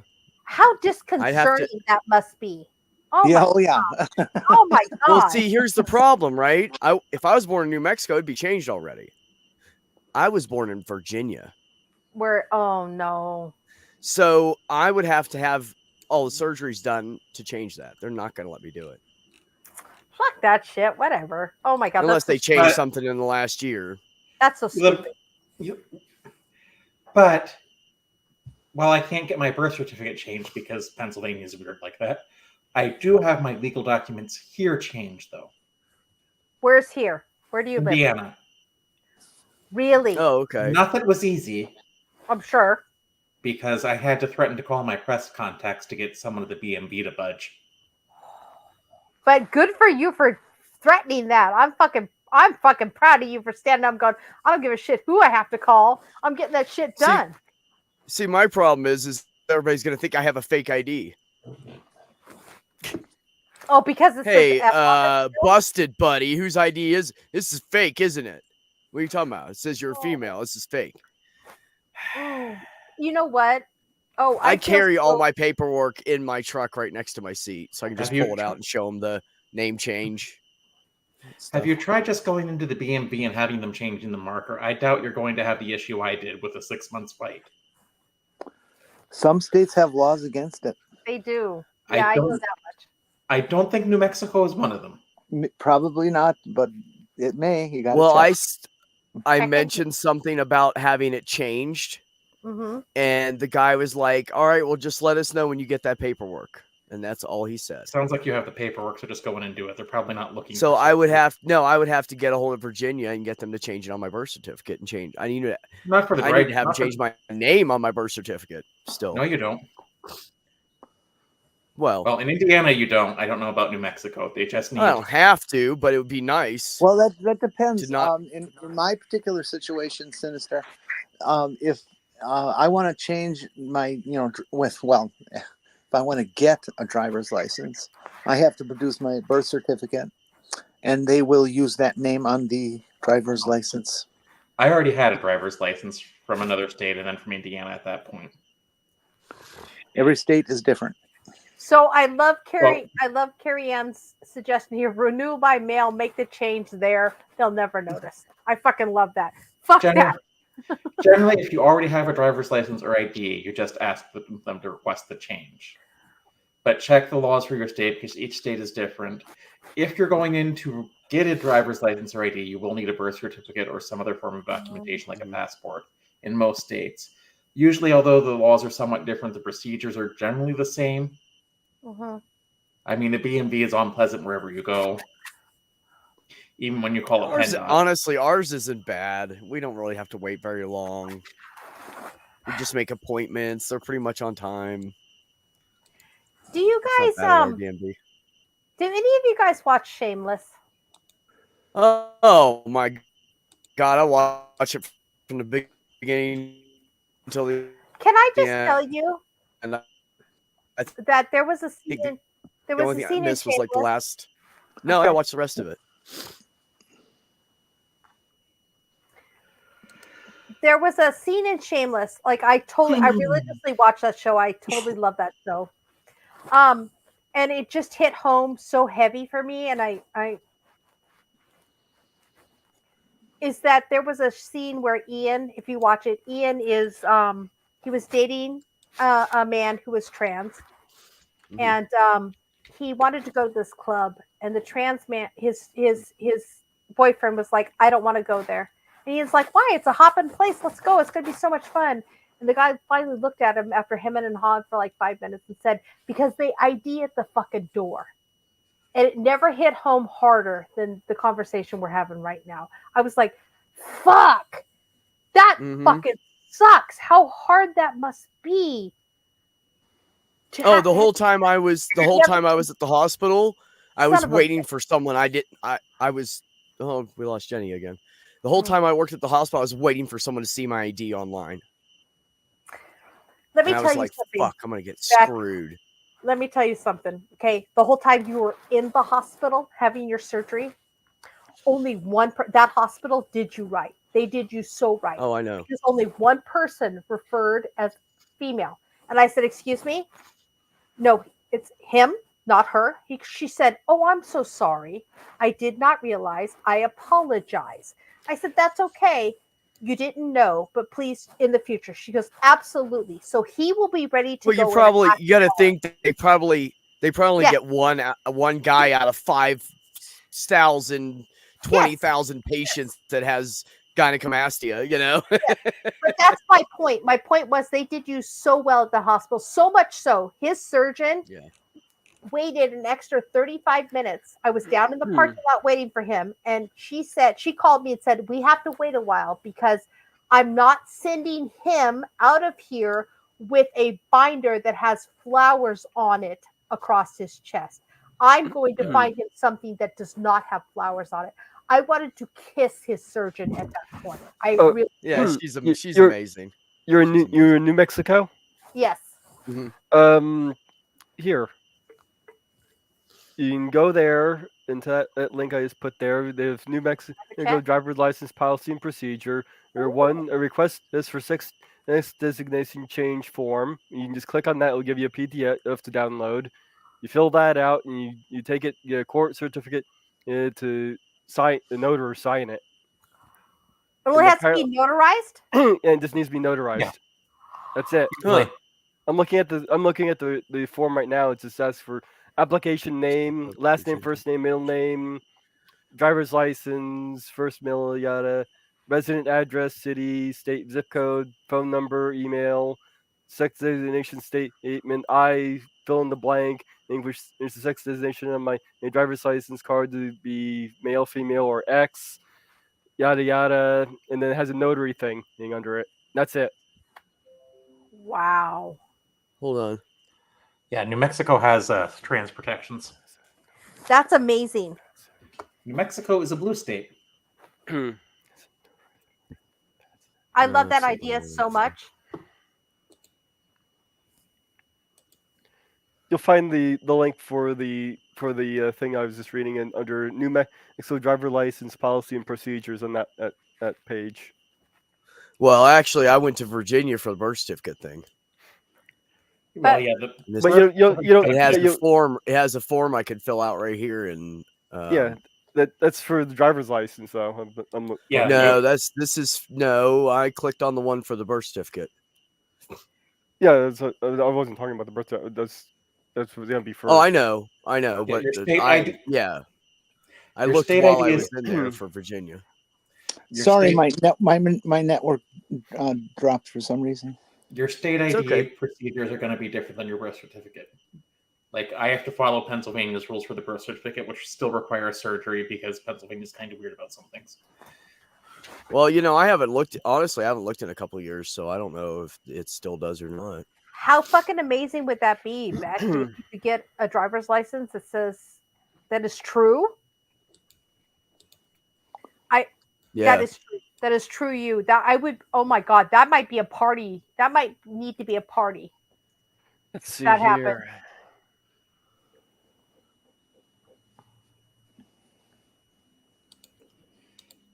We can all gather at the Waffle House. Oh, we'll find some fucking place to gather. Whatever it is, we're going to have a party for that. Yeah, I don't think even if cool. I don't think even if we all got together like that, anyone would want to do the Waffle House. No, because the Waffle House sucks, but I'm just saying we can do this. This is our family. This is our thing here. I love this. Nice. Yeah, definitely a party. I'm agreeing, Carrie. I'm agreeing. I do know there's a Waffle House severe weather aftermath scale, though. No, it's funny here in Oregon, and we are seriously. I live on the outskirts of the most progressive parts of Oregon because I prefer a small town living. That's just me. But I am definitely like Portland is totally 100% very open, it doesn't matter. Portland, you could be as weird as fuck. They have a naked bike ride every fucking year and people go and support it. It's awesome. Like I literally saw my son's naked hairy ass because he was riding in a G-string in this fucking bike ride. That because you go and support weirdness. That's what Oregon is about. But I would be so we have no Waffle Houses here. Go figure. But we have a vegan strip club. Can you fucking figure that out? A vegan strip club. I don't think there's any Waffle Houses north of Indianapolis. There was one I had one in California. There was a Waffle House there. When I lived in Placerville, there was a Waffle House. Where is the nearest Waffle House from here? Maybe it was just I have to think about that. Maybe Every time I'm in the South, I go to a Waffle House. I love Waffle House. But it can get very, very weird at night. Oh, fuck. Yes, it can. Yes, it can. But can you imagine a vegan strip club? They can't wear leather. It has to be pleather. Everybody's wearing leaves like Adam and Eve. Right. But this is also the state that had, during lockdown, they had a drive-through strip club. I don't have an iron deficiency, Carrie. I wouldn't need that. Waffle iron. The nearest Waffle House to me is in Plainfield, outside of Indianapolis. And sure, it's so weird. It is so weird, the vegan strip club. Like, literally, I had to go see it because I didn't believe it. But they literally, like, no leather. It's all, like, pleather. They don't serve everything they serve. I can't believe a strip club serves food, but they do.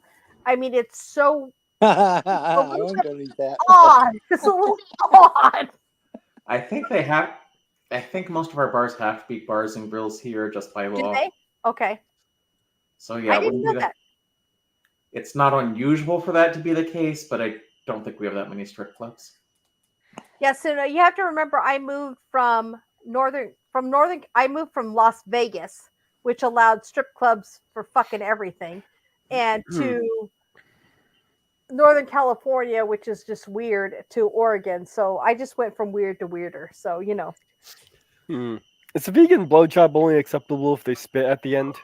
I have no idea. Nor do I care. But the strip club is vegan, not the strippers. Oh, I thought it was all vegan meat. You did not just say that. Okay, first off, mange, I would think they would have to because that's animal byproduct otherwise. And Beck, you're just fucking funny. Oh my God, you guys are so funny. Because it's a steakhouse that's separated from the club by a big glass wall. I was gonna say big ass wall, but glass is better. Porpoise, Google reports 18 strip clubs in Indianapolis. Yeah, I don't live in Indianapolis. Oh, I thought you did. I'm sorry. Do you live in Indiana, right? Porpoise? Yes. Okay. So does Kyle. I don't know where Kyle left, but Kyle lives in Indiana. That's why I got a lovely view of the total path of the totality of the solar eclipse this year.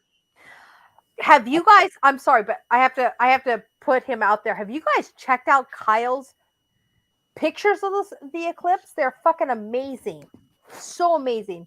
As soon as I get a paycheck under my belt, I'm ordering for my kids because he got some really great pics. Sumami, just take strip clubs out of that sentence, and it's pretty much true.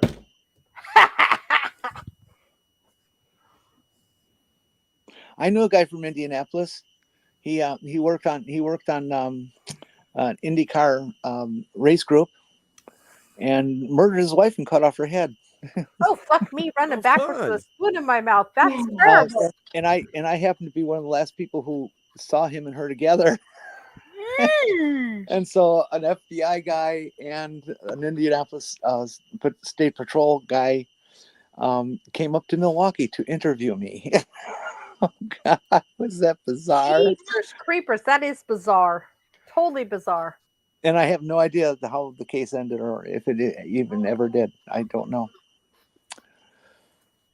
That's kind of, oh, wow, that's crazy. Mm-hmm. That's crazy. I like the guy too. I kind of. Isn't that weird? Like, isn't it? I'm sorry, but whenever they interview anybody in the news, like, Jeffrey Dahmer, fucking whoever, the Ramirez brothers, they were the nicest people.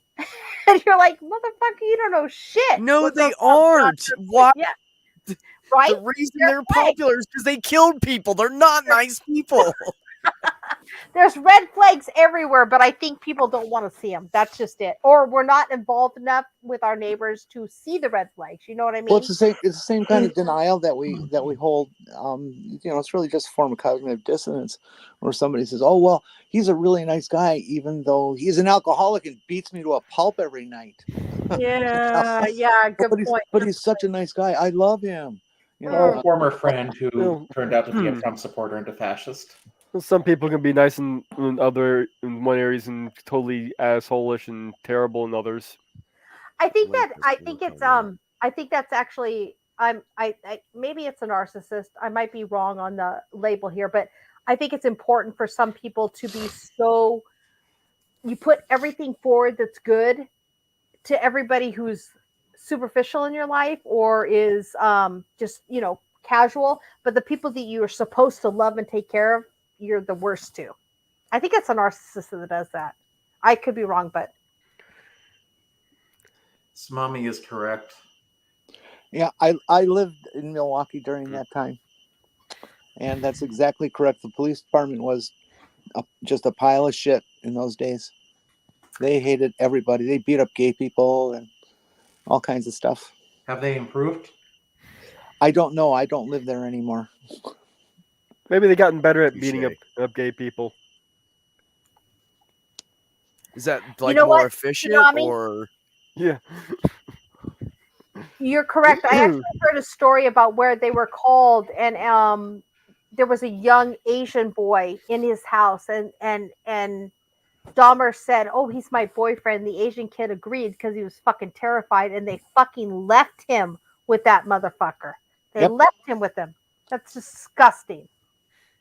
Come on. It was a 20 unit apartment building. Something like that. They tore the whole fucking thing down. Jesus. Milwaukee didn't want that anywhere near it. Well, I mean, would you want to have your apartment building associated with something like that? No, of course not. Absolutely not. No, ma'am.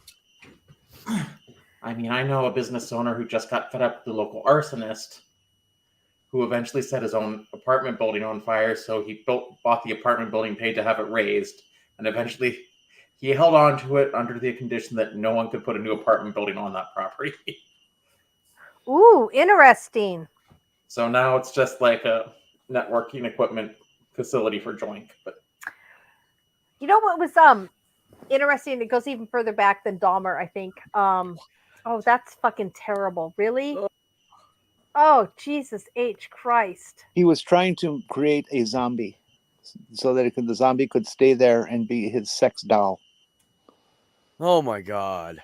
Yeah, That's fucking horrible. That's fucking disgusting. I'd rather not think more about any details of this because if you're interested, there's at least one Netflix series on him. Yeah, for sure. For sure. Yeah, if you're interested in serial killers, he's an interesting one to research. It's interesting only because, like, I'm not saying, like, I'm comparing it to Dahmer, but I'm comparing the police action, maybe. Back when I was early in my EMS career, the LA riots took place. And I was there. I was in Long Beach when it happened. And it was fucking amazing to me that as a white woman, I was protected more. Maybe because I was an EMS worker, maybe not. Either way, I hadn't thought about it that way. But as a white woman, I was protected more. And I had policemen with me than people, black women who were being beaten on corners in Long Beach because they were black. And that always sat with me so huge throughout my entire life. It was very early on in my EMS career because what got me was I remember responding to a call and I went this way and I saw the beating taking place, but I didn't realize what it was. I went to the call. It was no big deal. We turfed them. We turned around and responded back to the black woman who was being beaten by white men. And we had to transport her. She was beaten so severely by white men. The security was probably from being the EMS. And maybe it was, maybe it wasn't. But the point was that it's always resonated so huge with me and it's set so big. I think it actually set the way that I am as a person. I just don't, I believe that EMS people need to be protected. That's great. But that woman, I needed one person. My partner and I needed one person. Maybe one of the 3 or 4 that were with me could have stayed and helped that woman. That's just the way I think now. That's the way I apply things to my whole life, because I will never forget the fact that I went to one call and turfed them and turned around and came back and I had to help. I'm the same woman that they opted to protect over that woman, and I had to go back and help her. And she was a head trauma, and it just made me sick to my stomach. And I know, it just, the police thought process at that time was so different. And maybe it is, you're right, Mange. Maybe it is because I was an EMS worker and we do get a certain level of protection because we are EMS workers. But yeah, because you can't save everybody if you get shot. Yes, at some level, it still made me think, what the fuck, right? At some level, it's still, just as a person, it made me think, what the fuck is going on here? Because it was absolutely, the LA riots in Long Beach is as far as I went, and it was so awful. It was so awful. Can I, real quick, I guess, tell you, absolutely. Speed? Sorry. Speed, are you saying that they mopped the floor with him? What? Sorry. Oh, yeah. Yeah. No, I heard the same thing. I did. You're not truly a trans man until you tell a dad joke. Oh, I tell them all the time. Are you kidding me? Half my shit is dad joke level. Hell yeah, it is. Speed, he did not get beaten to death by another prisoner with a mop. I think he excuse me, let me finish. Oh, sorry, Jen. Sorry. He got penetrated to death by another prisoner. With a mop. With a mop. Yes. How's it feel, asshole? Oh, sorry, no pun intended. Sorry, I don't feel bad for him though. I can't feel bad for him, but yet part of me goes, "Ooh, God, awful." But then I think about all the shit that he did. Yeah. The guy who did it was already in for life, so it didn't matter, right? Yeah, I'm with you. I'm with you, Jen. The only person like that I wanted to live longer was Jeffrey Epstein. That fucker needs to just, oh my God, he's the evil, nasty. Someone needs to find a D&D speak with dead. Suicide. What was that? I'm sorry. Someone needs to do a D&D level speak with dead on Jeffrey Epstein and get him to talk. Oh, yeah, right. Oh, if that guy talked, the world would just come down. They would come down. Why do you think? Well, corporate world would come down in politics. Yes. Yeah. But I'm okay with Go ahead. But I don't think the people on his plane manifesto are necessarily guilty. No, I think there were people that were on the manifesto. They were on the plane. There were no. I think I agree with you, Porpoise. Not everyone on that manifesto was guilty, but the whole fucking lot of them were. Yes. I don't think Trump. I don't think Trump partaked in underage girls. That wasn't his thing. Jenny was trying to I was just about to say there are plenty of pictures of Donnie at that place and in that jet hanging out with 13, 14, 15-year-olds. I'm not so sure. No shit. Yeah, and I saw these pictures long before AI got popular. Yeah, of course. Well, large language models anyway. But here's the thing. So, you can always say, I think the thing is, you can always say this person did, they're on this list, whatever. He's in there. Hold on, I'm sorry. I got to stand by, guys. What we need is the girls that were abused to come out and say some shit and say, yes, it happened. We were abused. Didn't one already do that? Yes, and Well, I was, think one did, yeah. and she, But we and need she all of took- them to. and she dropped the charges because she had her life threatened by the right wingers. Yep. That was where I was She going with my ran. thought. It's because when victims are still, there's still the ability to threaten and unalive victims because they're speaking their truth. There's something Facts. wrong. There's something fucking wrong because those people were not. They did nothing wrong. They were victimized, or they were groomed, or they Yeah. a whole lot of things that you can use. It's terrible that our society is still in a place where our society, the United States of America, is supposed to be one of the most advanced countries in the world. Hold on.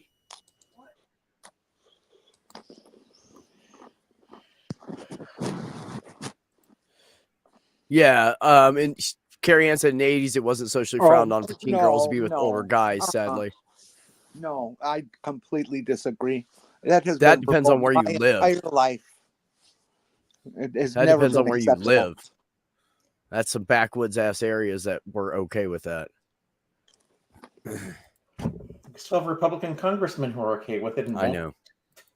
Oh, I just figured out why Miley was sick this morning. Why? Do we want to know?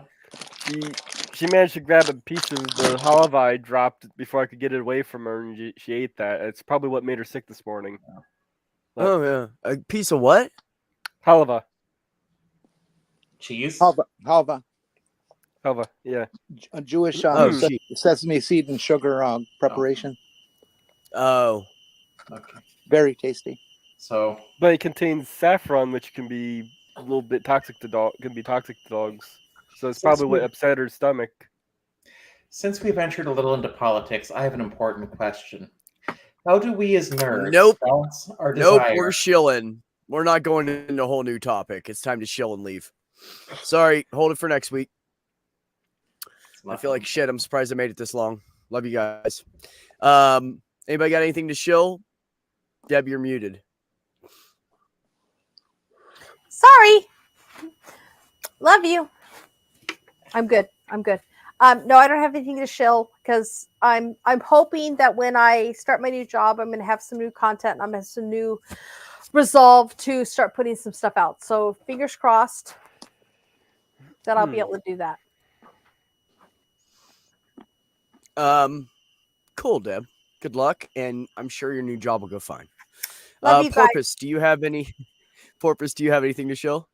After finals, after finals at my university, I'm going to be starting a new live stream on my new channel on Friday nights called Faulty Logic Fridays. Nice. Cool. That ought to be interesting, actually. Or it might It's not. good. be, I'm not into math, but that interests me. but it's not about math; it's about logic. Right. That's why it interests me. Jenny, do you have anything to show? Just the regular Purple Wednesday at 2 Central Time. And so be gay, do crime, don't get caught. There you go. May, do you have anything to show? Yeah, you can check out my channel, Gardens Happen.